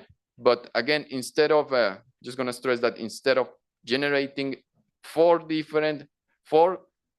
times n different random variables, you just, with a very generic distribution or arbitrary distribution, you're just making these transformations based on uniform number random numbers here, and this is essentially deterministic. So it's much more simpler than other approaches. And question is, will it work? So to test it, to evaluate it, we run a few experiments in the computer by assuming that the direction of arrival, angle of inclination, and angle of azimuth for arrival is essentially the product of these two distributions, meaning that inclination and azimuth are independent. For the inclination, we are using a Laplacian model for the statistics of that angle, and for the azimuth, we are using a von Mises model. So these parameters here are essentially related to the geometry of the scenario. And in summary, this describes a typical scenario for vehicular communication, short range communications in vehicular applications, basically. So this is the result for the temporal autocorrelation. Based on this space-time cross-correlation function, we made the analysis by splitting our experiments in two parts. One dealing only with the emulation of the temporal correlation function, and the other with the spatial correlation function. And here you can see a comparison between the reference model, correlation, temporal correlation for the reference model, and the temporal correlation for the simulation model. And the fitting is quite good for two different scenarios. And we did the same for the spatial cross-correlation function. In this case, for the spatial cross-correlation function, it's not as simple as these curves, because you have at least two dimensions to explore: distance between transmit antennas, distance between receive antennas, and that makes the analysis a little bit more complicated. But what we present in the paper, which is also shown here, is the error, the absolute, I think it's the absolute square error between the reference spatial correlation and the simulation spatial correlation. Figures are looking weird here, but this is supposed to look, no, this is the way that the correlation looks. So you take the difference between this and this, just the absolute square error, and you get this error surfaces, which are in the order of something times 10 to the power of -4. So it's a very small value in terms of correlation. So this gives us some encouraging evidence that the system, the simulator, is working as expected. So just to conclude my presentation, first two bullets is from the work. What we realize is that this idea is worth looking into more detail because it provides good results. But we need to extend what has been done in order to include, again, more geometries to make it flexible, such as that you can include not only a sphere as a geometry, a cylinder as a geometry, but you can include whatever you want as a geometry. So that's part of that was part of the work in progress. Fortunately, with the help of two researchers from Chile, Professor Azurdia and Professor Adasme, this thing, we can cross it. But there's another very challenging problem that I wanted to mention here, is extend everything to the case of non-stationary channels. So that's quite important because with 5G and 6G, stationarity, it's okay in terms of data communications, but there are many use cases that do not adjust nicely to the characteristics of a stationary channel. For example, activity recognition, human activity recognition, also event detection. For that, the signals that you are using for sensing are more of a non-stationary process than a stationary process. And that makes this problem very important to solve. And we are on it right now. Hopefully, if this is of your interest, we can discuss it in the coffee break. So for me, that's all. Thank you very much for your attention.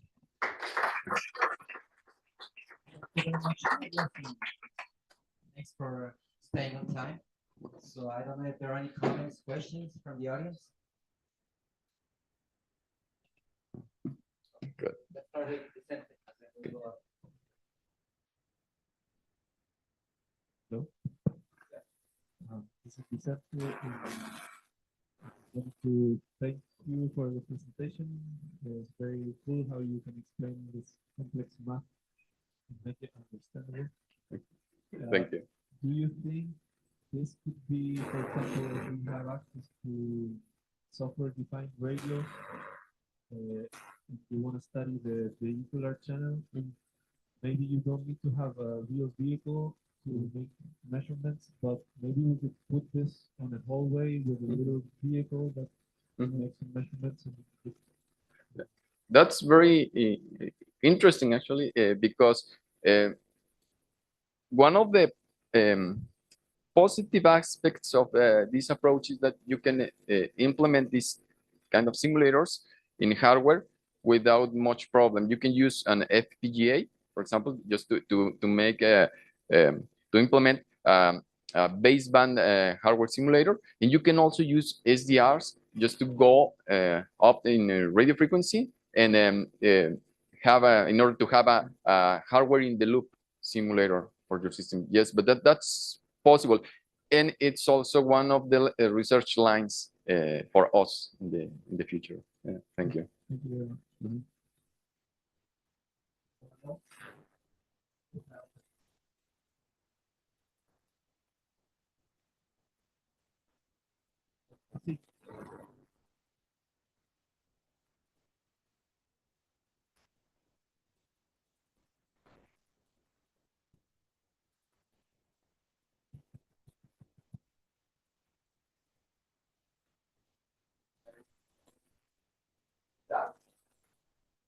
That's controversial. That's interesting. Because I had the pleasure to attend the review company. And I was trying to give a talk. And in that talk, I just put it in the physical communication. Yes, more characteristics than normal people think. So this, I think we can.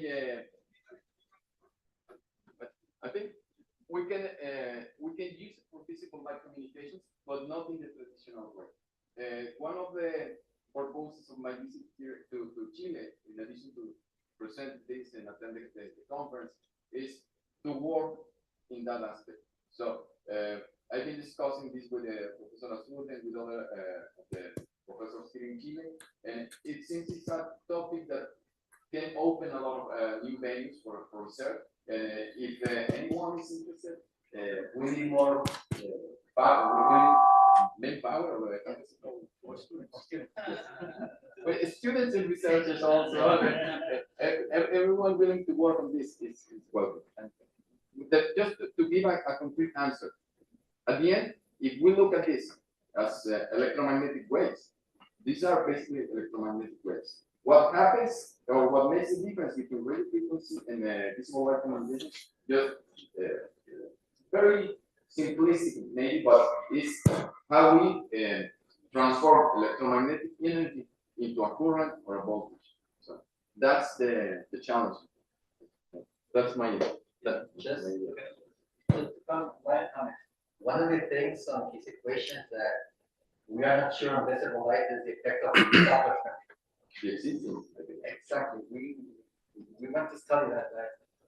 Like most people that focusing only on PLC, they tell us, no, don't worry about it. Like, although we still have this in the head, we want to study the effect of Doppler effect. And the thing is, there are many things coming beyond communications. For example, this sensing. And this will be part of this is trying to people is trying to include this in 5G sensing, but it will definitely be a part of 6G. So we need, as researchers, to explore all of these crazy things just to see if we can get something, we can read on this video. So again, in short, yes, I think we can use it, but we have to find a way to transform things from one domain to the other. Sorry about the noise. I think this microphone is better, probably, but it's not working as you can see. So sorry for the yeah. Let's try to speak louder. Yeah. So, do you have any insights regarding the impact of your model in forming? Of this? Yeah. For this particular simulator, not, because you need to extend some parts. But yes, we in Mexico, back in Mexico, with a student, we've been working on it's actually wave propagation for beamforming applications. And the thing that is here, let me go there. Here. In these games, you can include, for example, polarization pattern, and you can include also field pattern. So if you include another antenna, you can try to make some kind of coupling to produce beamforming. So that's possible, but for this simulator in particular, we haven't done it. But there's some work. If you are interested in beamforming, you can talk after the session. Any more comments or questions? If not, Carlos will be here until you're flying back on Saturday. So if we can discuss further.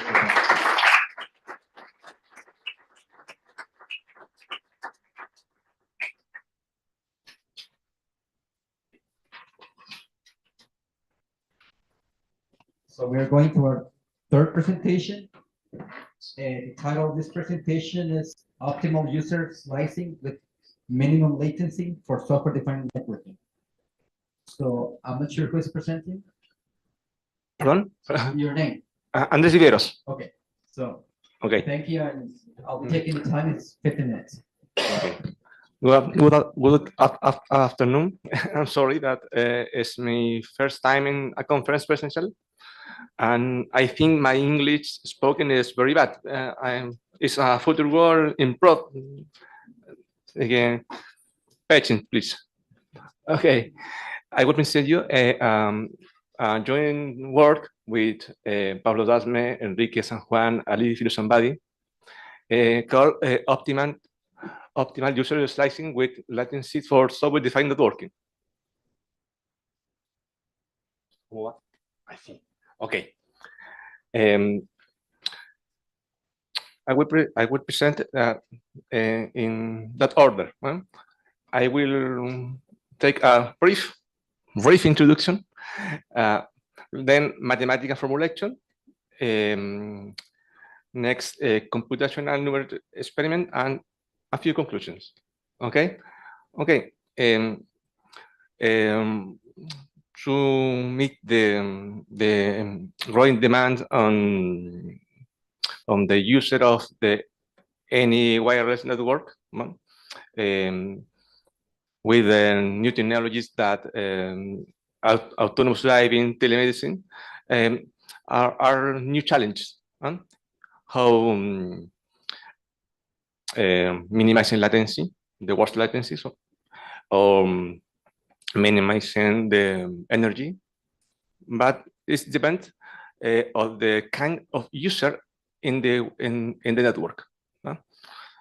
For example, if you take an autonomous driving, maybe you want minimizing the watch latency. In other case, maybe you crash. But in the industry, maybe you want minimizing the consumed energy.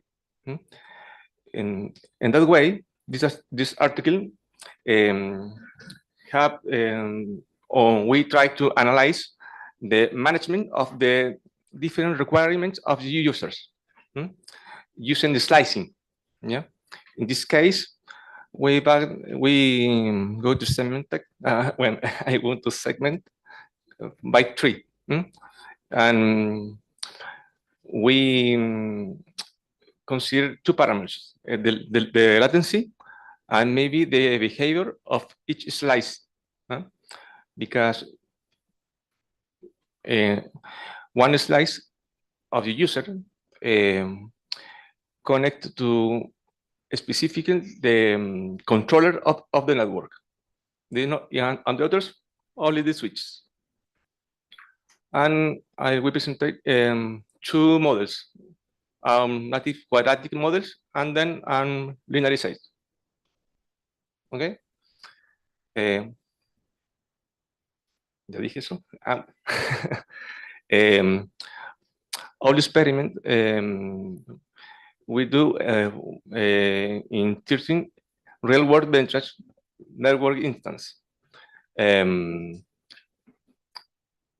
Our experiments showed that the linearized version is better than the quadratic in CPU and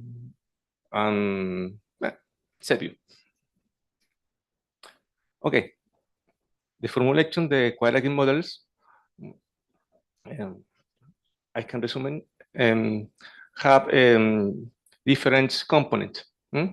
First, the user latency, the connection of the user to the network, and then the second and third terms manage the latency between switch and controllers. Finally, I have final terms to manage the satisfaction of the users, because one user depends of the slice can be or can have QS parameters and like a latency. Then the another constraints define the behavior and that network. For example, that user only can have a one connection to the one connection node. If it's a controller or switch, depends of the slice of that users, and they contains 6 for now. In the same way, the model linearized have the same constraints. This is an example of the simulation of one network.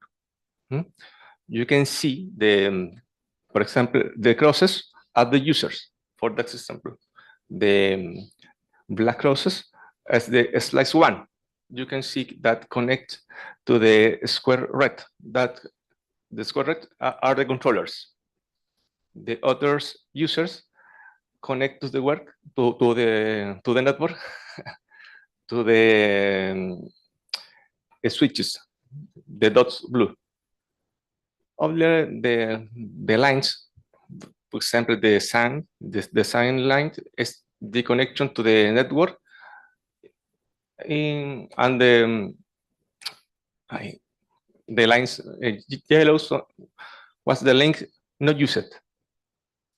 That is one example of the 13 network instance that page. Okay. In that way, I can mention that the performance of the model linearization models is better and CPU more better.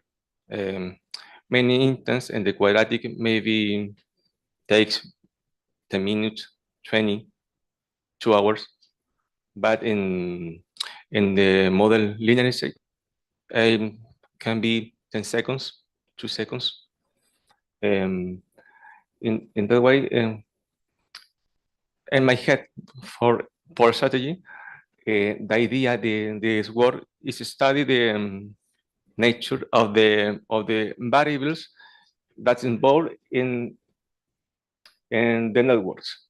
In that study, the controllers as very complex, but if remove that variable, the problem is more simpler because of that, I can assume, for example, that I can run the optimization in background for switch the I don't know, taxonomy, the design of the network, and then when I have that design static, I can run a model easier without the difficult variables that I can respond in less than a second.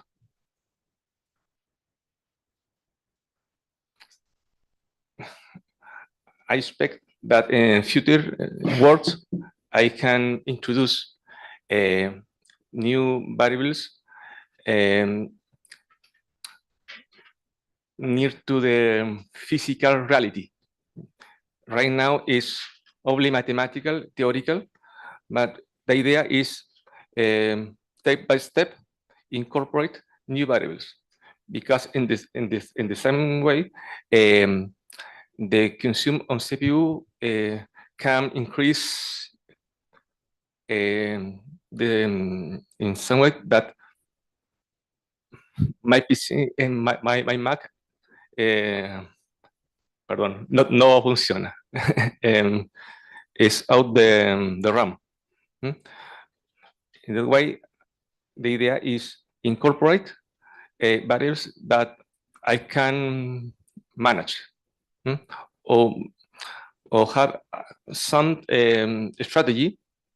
I can manage the complexity of the problem for part. Thank you. It's my first time.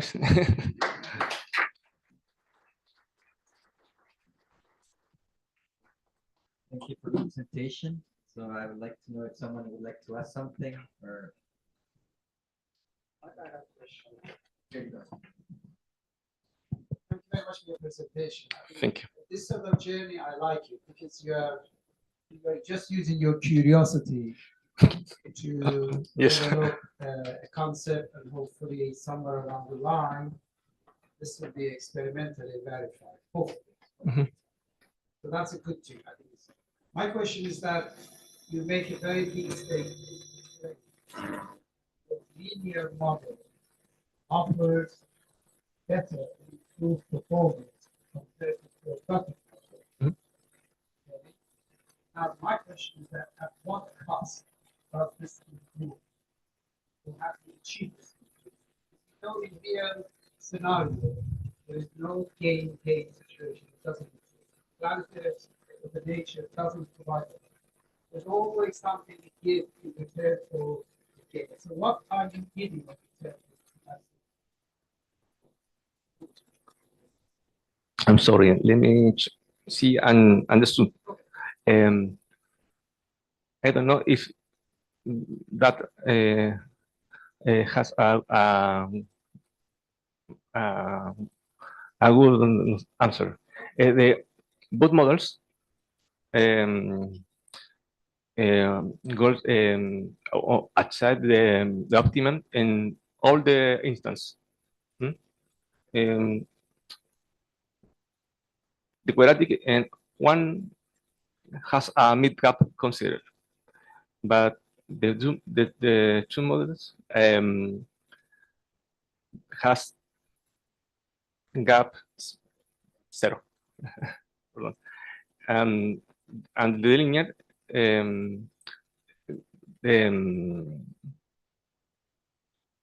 ¿puedo poner en español de repente si me voy a ayudar? Ok, gracias, porque así entendí bien, porque gracias.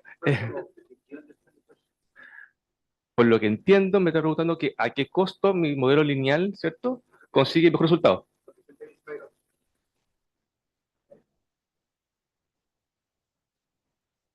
Ahora ayúdenme a prueba. No. Es una afirmación fuerte, que lineal, Sí. Sí. pregunta, ¿a qué costo? O sea, en rigor, los dos modelos consiguen el óptimo. Solo uno. Solo el último modelo que es más grande. El último, la última red que es más grande, tiene un gap. Y el modelo lineal consigue a menor tiempo conseguir el óptimo. O sea, le gana tanto en la obtención del óptimo como en tiempo. Sí.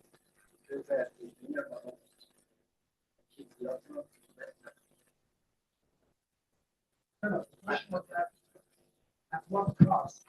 Yeah, I mean, yeah, different. It is the complexity of the mineralized model which involves significantly more variables and constraints, which in terms of computational effort, you will require more memory, things like that. But surprisingly, in the experiments we have already done so far, the mineralized model solved all the benchmark instances in less than 1 hour.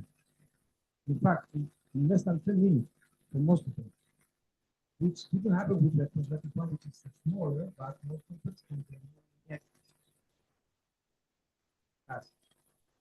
so it's a complexity.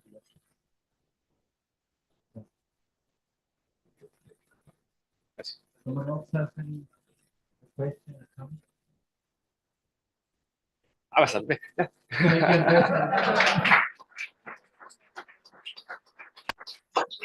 So we're going to the last presentation of the day. The title of this one is Satellite-Based Urban Tree Over Estimation System for Smart City Applications. So, who's presenting?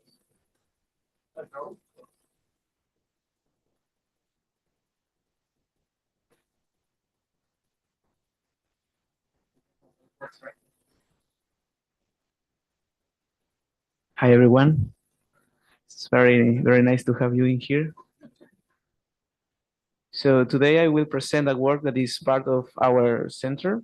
This work was led by Luis Figueroa. He's not in here today, so I will talk about this work. And it's part of the same project that we are working with Ignacio Galeas, about the research on detect of different pulmonary issues. So basically, it's part of our center, you know. We generate this research with Ismael Soto, Paulo Dasme, Paulo Palacios, and Sebastián Gutierrez. And this work is in relation with smart cities. So the work is called Satellite-Based Urban Tree Cover Estimation System for Smart City Applications. So I will try to be very clear with the concept of this research along 6 different points, different sections in this presentation. First, a little introduction about what is the concept, then the system diagram of what is our solution, then the methodology that we use for the image processing, because this is based of satellite images, and then I will show results and the conclusions on future works. So this solution is involved in a smart city concept where we have in a city environment basically a lot of different services related with the automatization of different processes. In this case, we are going to understand about the tree coverage of the area.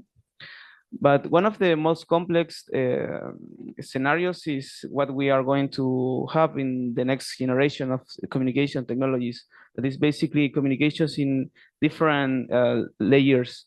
So we will have satellite communications, air communications in between drones and UAVs, airplanes maybe. And then in the ground, that is basically what we are used to right now. And maybe in the sea too, maybe underwater communications is missing in this concept. But the real complexity is we have a diversity of devices in these environments, but we need to process the data.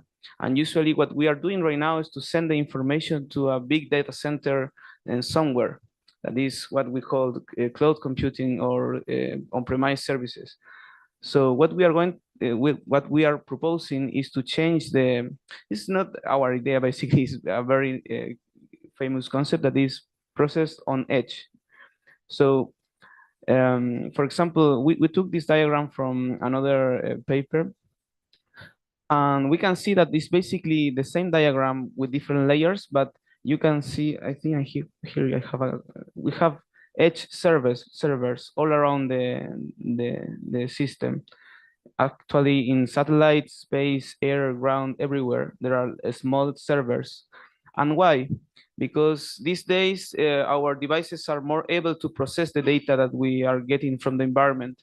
And actually, analyze the video is something that in the past was something very demanding for the devices, but right now we have little devices that can process this huge amount of data that, for example, a camera is getting from the environment. So what we are doing, if you can click on the next slide, please. Yes, next slide, please. Can I change? Yeah, I got the power. So as you can see right here in the system diagram, what we are doing is to use a little device, a little computer that is a Jetson Nano, that you can think about a Jetson Nano as a server. And we are processing the image from, in this case, a satellite image. Okay, so we can, from the Jetson Nano, do a request to a service from satellite images to get the image and then process it in the border. Actually, we can process too with little cameras. That is something that is very useful too in smart farming, for example. So we have the environment with that we are analyzing, and we have the device that is processing the data. So basically, the service is in the edge, but then we are sending the data already processed to the system, and we are doing it through a satellite communication. In this case, we are using Starlink. That is a very popular service right now. I think every one of us know Starlink, and we are sending this information to a centralized server. So basically, the concept is to have little stations with that are able to process the image and the data and send it to a national system. This is not only applicable for satellite images processing. We can do it with, for example, the health system. We can use it in smart farming or in mining or in the industrial purposes. So basically, we have different servers around the country, and we can send information both through a IST, an internet service provider, for example, or if we don't have this service, we can use Starlink for connection on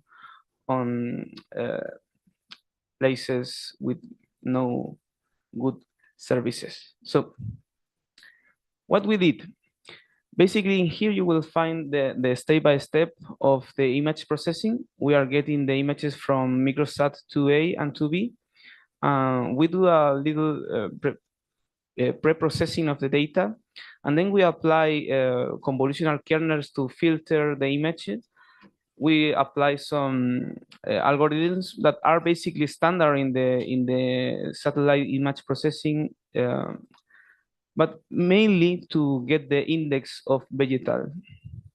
Then we went into a binarization image, apply some noise filter that is a Gaussian noise filter, and then eliminate the sounds that we are not interested in, private sound properties too, and then do a spectral segmentation. We have a that data set, we are working with two zones here in Santiago. We call these zones comunas. So one is Ñuñoa, another is Providencia. So we train and generate this model basically in base of Ñuñoa and then test it in Providencia. So we are working with RGB images. Usually in satellite images, we have a lot of different bands that we can analyze, but in this case, we are only using the RGB and a constant that is in base. This is a constant that is in relation with the area. Depends of the weather of the zone and things like that, but is basically based in other model that we are sitting. So what we are doing is basically to operate the different layers of the image, because we have the three layers, the three color layers, and in relation with that, we can get some information. For example, in the first case, we have the vegetation index, then the leaf index, green leaf index, visible atmospherically resistant, and so on. So we are getting basically these main 6 parameters, 6 processes over the image. And the thing about satellite images is these images are huge. So one of the problem is that you need to process this data through a GPU. And because Jetson Nano have a GPU, we can process these huge images and do these kind of operations that probably can be simple if you look at it, but for in a processing, in a demanding of components is very hard. So the last is the smoothing kernel. That is basically a Gaussian kernel. We are getting the average of the sum of the kernel application. And finally, the results. So at first, we showed in here the connection of the satellite link that is basically based on Starlink. You can see that these days you can get data rates as an uplink of 15 megabits per second. That is enough for some applications, but in the case for satellite processing, for example, the images used to be very big and, for example, of the order of 12 gigabytes or 20 gigabytes sometimes, rewarding of the area that you want to cover it and the resolution. So probably the system is not that fast as you think, but can have a very good future in the next generation of satellite communications. Basically, our data set, as I said, is based on Ñuñoa, that is this region of Santiago. We divide this zone in 37 different zones. We are going to show only one because it's a huge zone, and to be more clear, this is one of the zones. So basically, this is the result of one of the binary masks. You can see here in this zone where are the more green zones, or the vegetation is more present. We can do a close-up, and you can see here the streets. And obviously, for people that live in Santiago, you can see that the trees are usually in the street, And we can see here basically the segmentation. This is a binary mask. This is in green. It's a scale from black to green. So you can see here the decision of the algorithm. Then we can take these zones and check if the zones correspond or not to trees.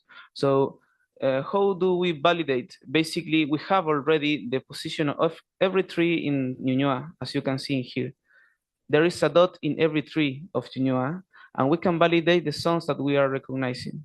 And basically, the precision of the model is near to 90%.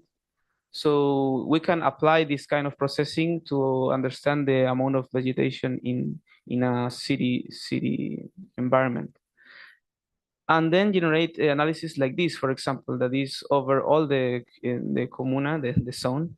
And we have, for example, the tree density in the zone.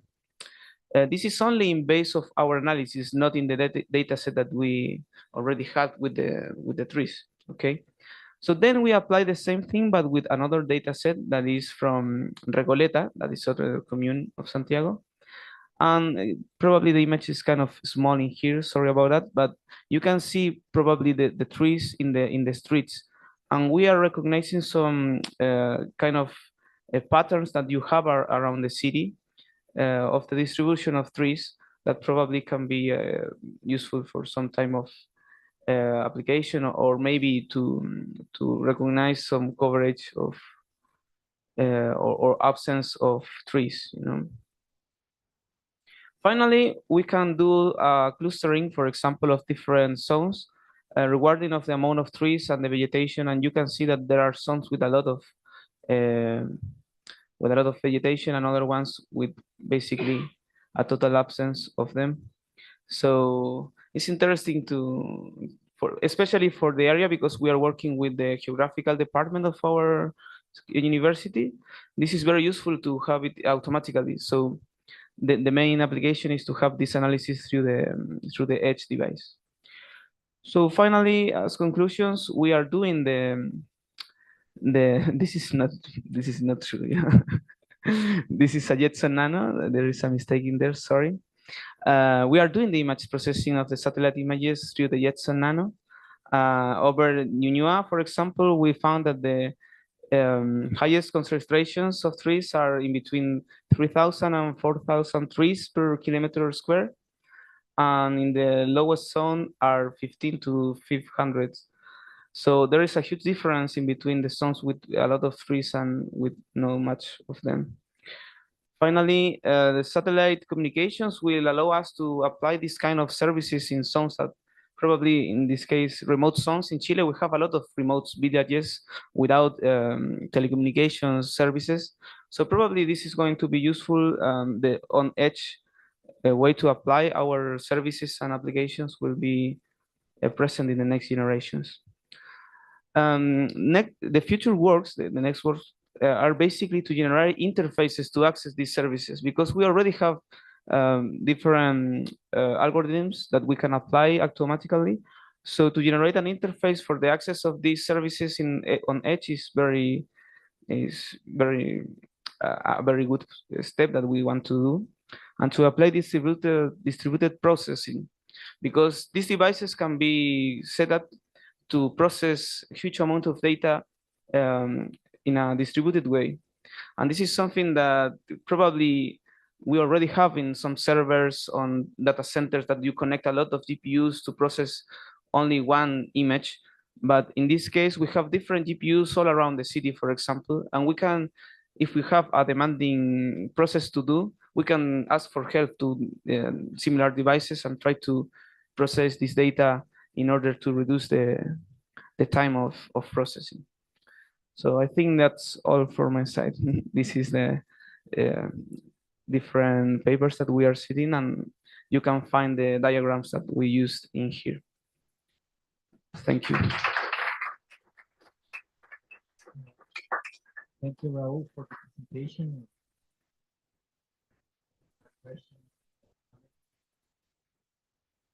Yes.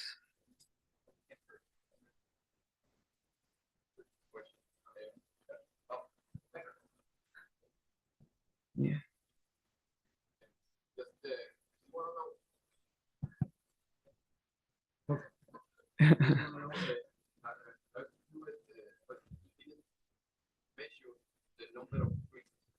Yeah.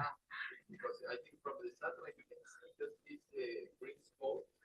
Yes. But it is because in the results here, Yes. that you can actually compute the 3D. Yeah. I can say to you. Basically, the left side of this image is our segmentation, and the right side is the real information. What happened is that every zone in here in Santiago, every municipio, how do you say, commune, okay, every commune or council, yes, every council have people working on this, because for us in Chile, I think we have problems with the vegetation, so we need to be sure that, for example, all trees that are protected, they need to be there. So we have a counting of trees around the different councils in here, So what we did is to access that information, and then we check. There was a guy in the university that walked all around the places in Niñoa. Is true, and he checked, and he actually write the size of the tree, the size of the. There are different values that you can check in every tree. I am not expert on that area. Felipe is, because he's a geography engineer, but basically they can measure some time. So we have almost of every tree we have 20 variables.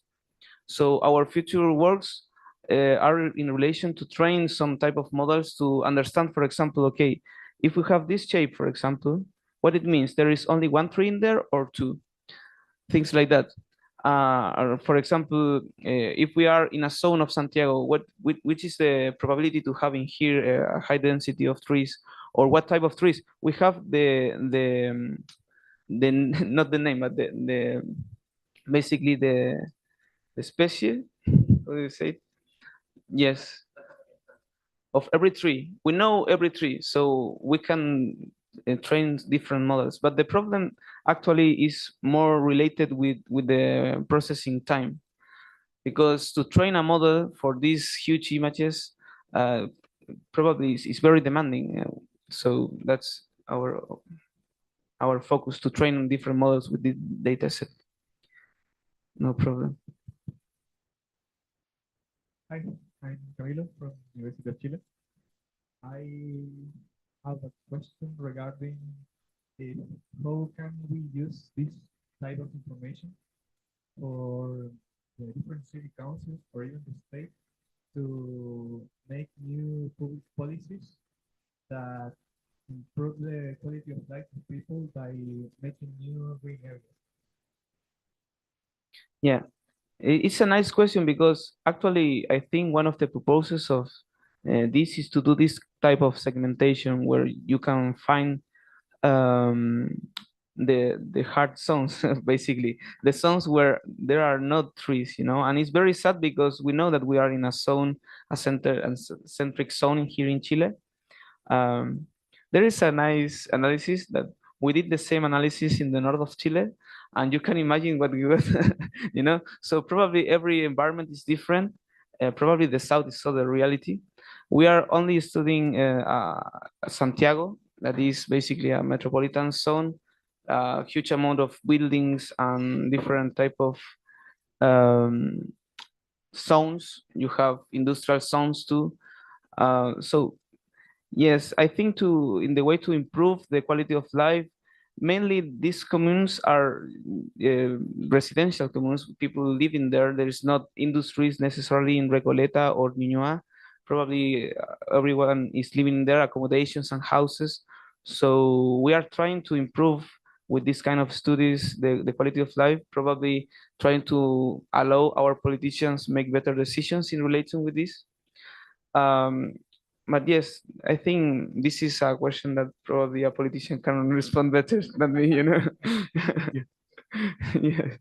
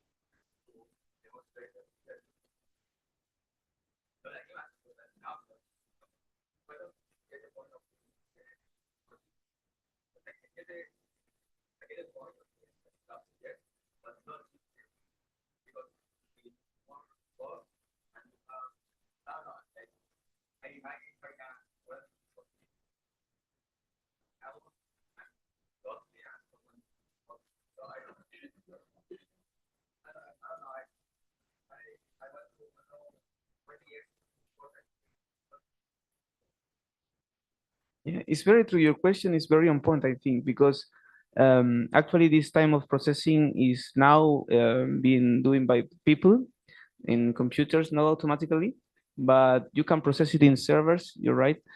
One of the requirements that we got as a center of research is mainly from SAF, that is a public service for disasters, because here in Chile we have earthquakes, we have big fires sometimes. And about the fires, I think that's the main purpose, because one of the most developed process for these satellite images are to be able to recognize fires and the size of the fire, because sometimes we have a huge amount of area that is covered by the fire.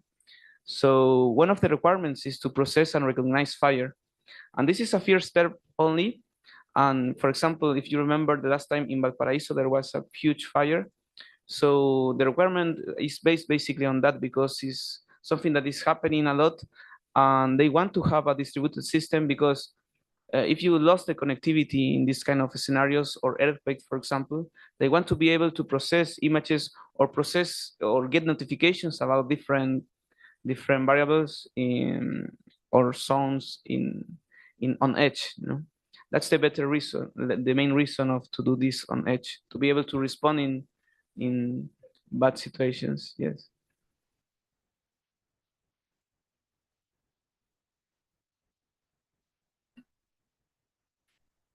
Hello, thank you for the presentation. Just having more of a comment than a question. And just to thank you for the presentation, I want to congratulate you and the authors for very nice work. To be honest, I'm impressed by the uniqueness of the way into looking of vegetation and link that in terms of processing point of view.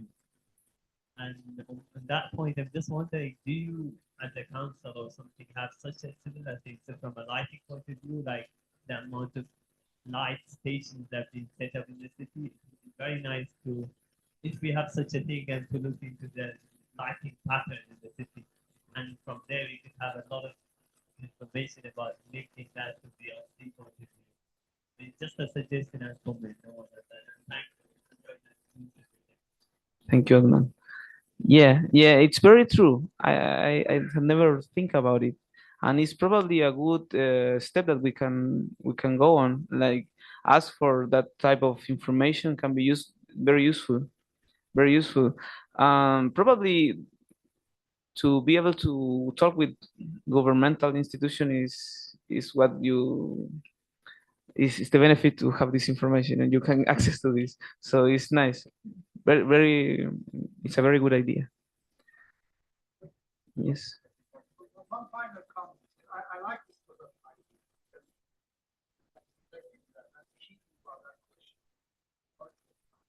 Mhm. It's like police station. Everything lives in the tree. Like us, to have it. What should that put this photo in?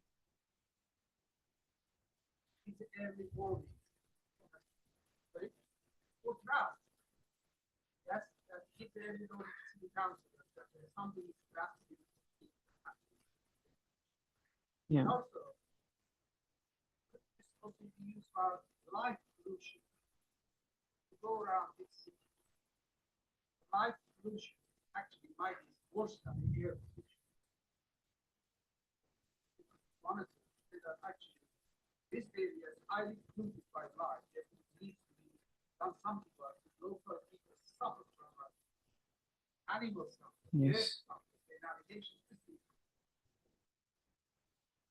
These are actually very useful. Yeah.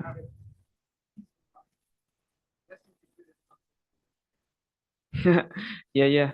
The two questions are very interesting comments probably, but I want to respond if you allow me.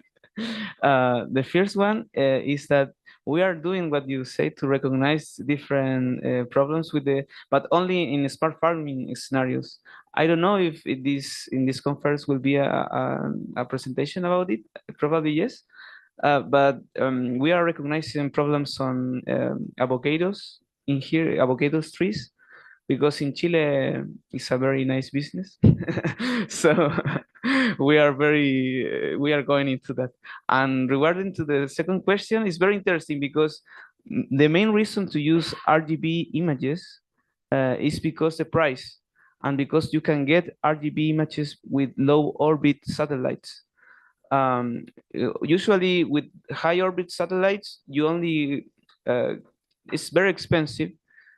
Probably it will take time to get that information. It's not easy access usually.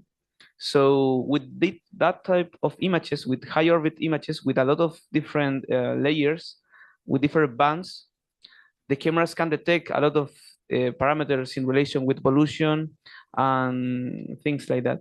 But because we are using RGB to have easy access, because right now you can find in the market companies that are offering RGB images with low orbit satellites with a delay of maximum delay of 10 hours.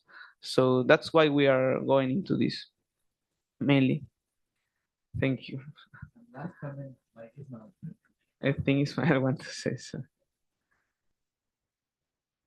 Just in the middle. I don't know how you get time to do this because I know you're gonna be a full-time PhD student. Yeah, we are working hard, Cesar. We are working hard. For sure, for sure. Yes, yes. Can you listen? Yes, yes. So I would like to respond to back.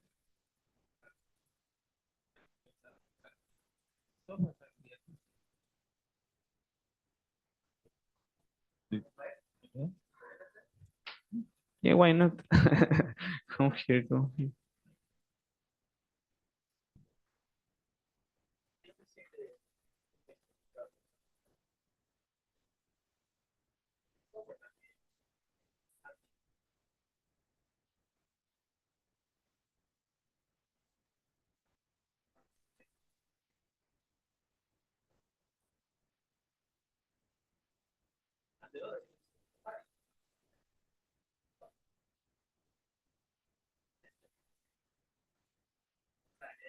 Yeah.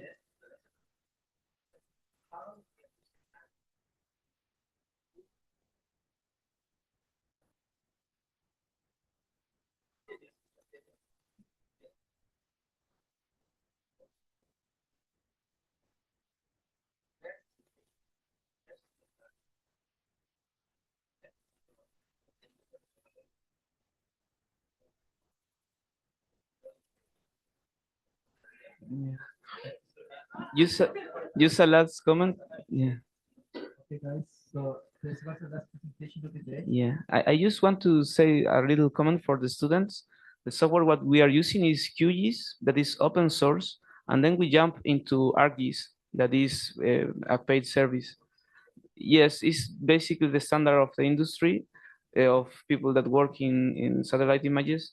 So you can find both, and I think you can do a lot of all of this is doing is code on Python with QGIS, and when we translate it to ArcGIS. So that's the last. Thank you very much. Okay, guys. So thanks for coming today. Hope to see all of you guys tomorrow. And you guys coming from abroad, go out, experience the city, take some sun, especially people coming from the UK.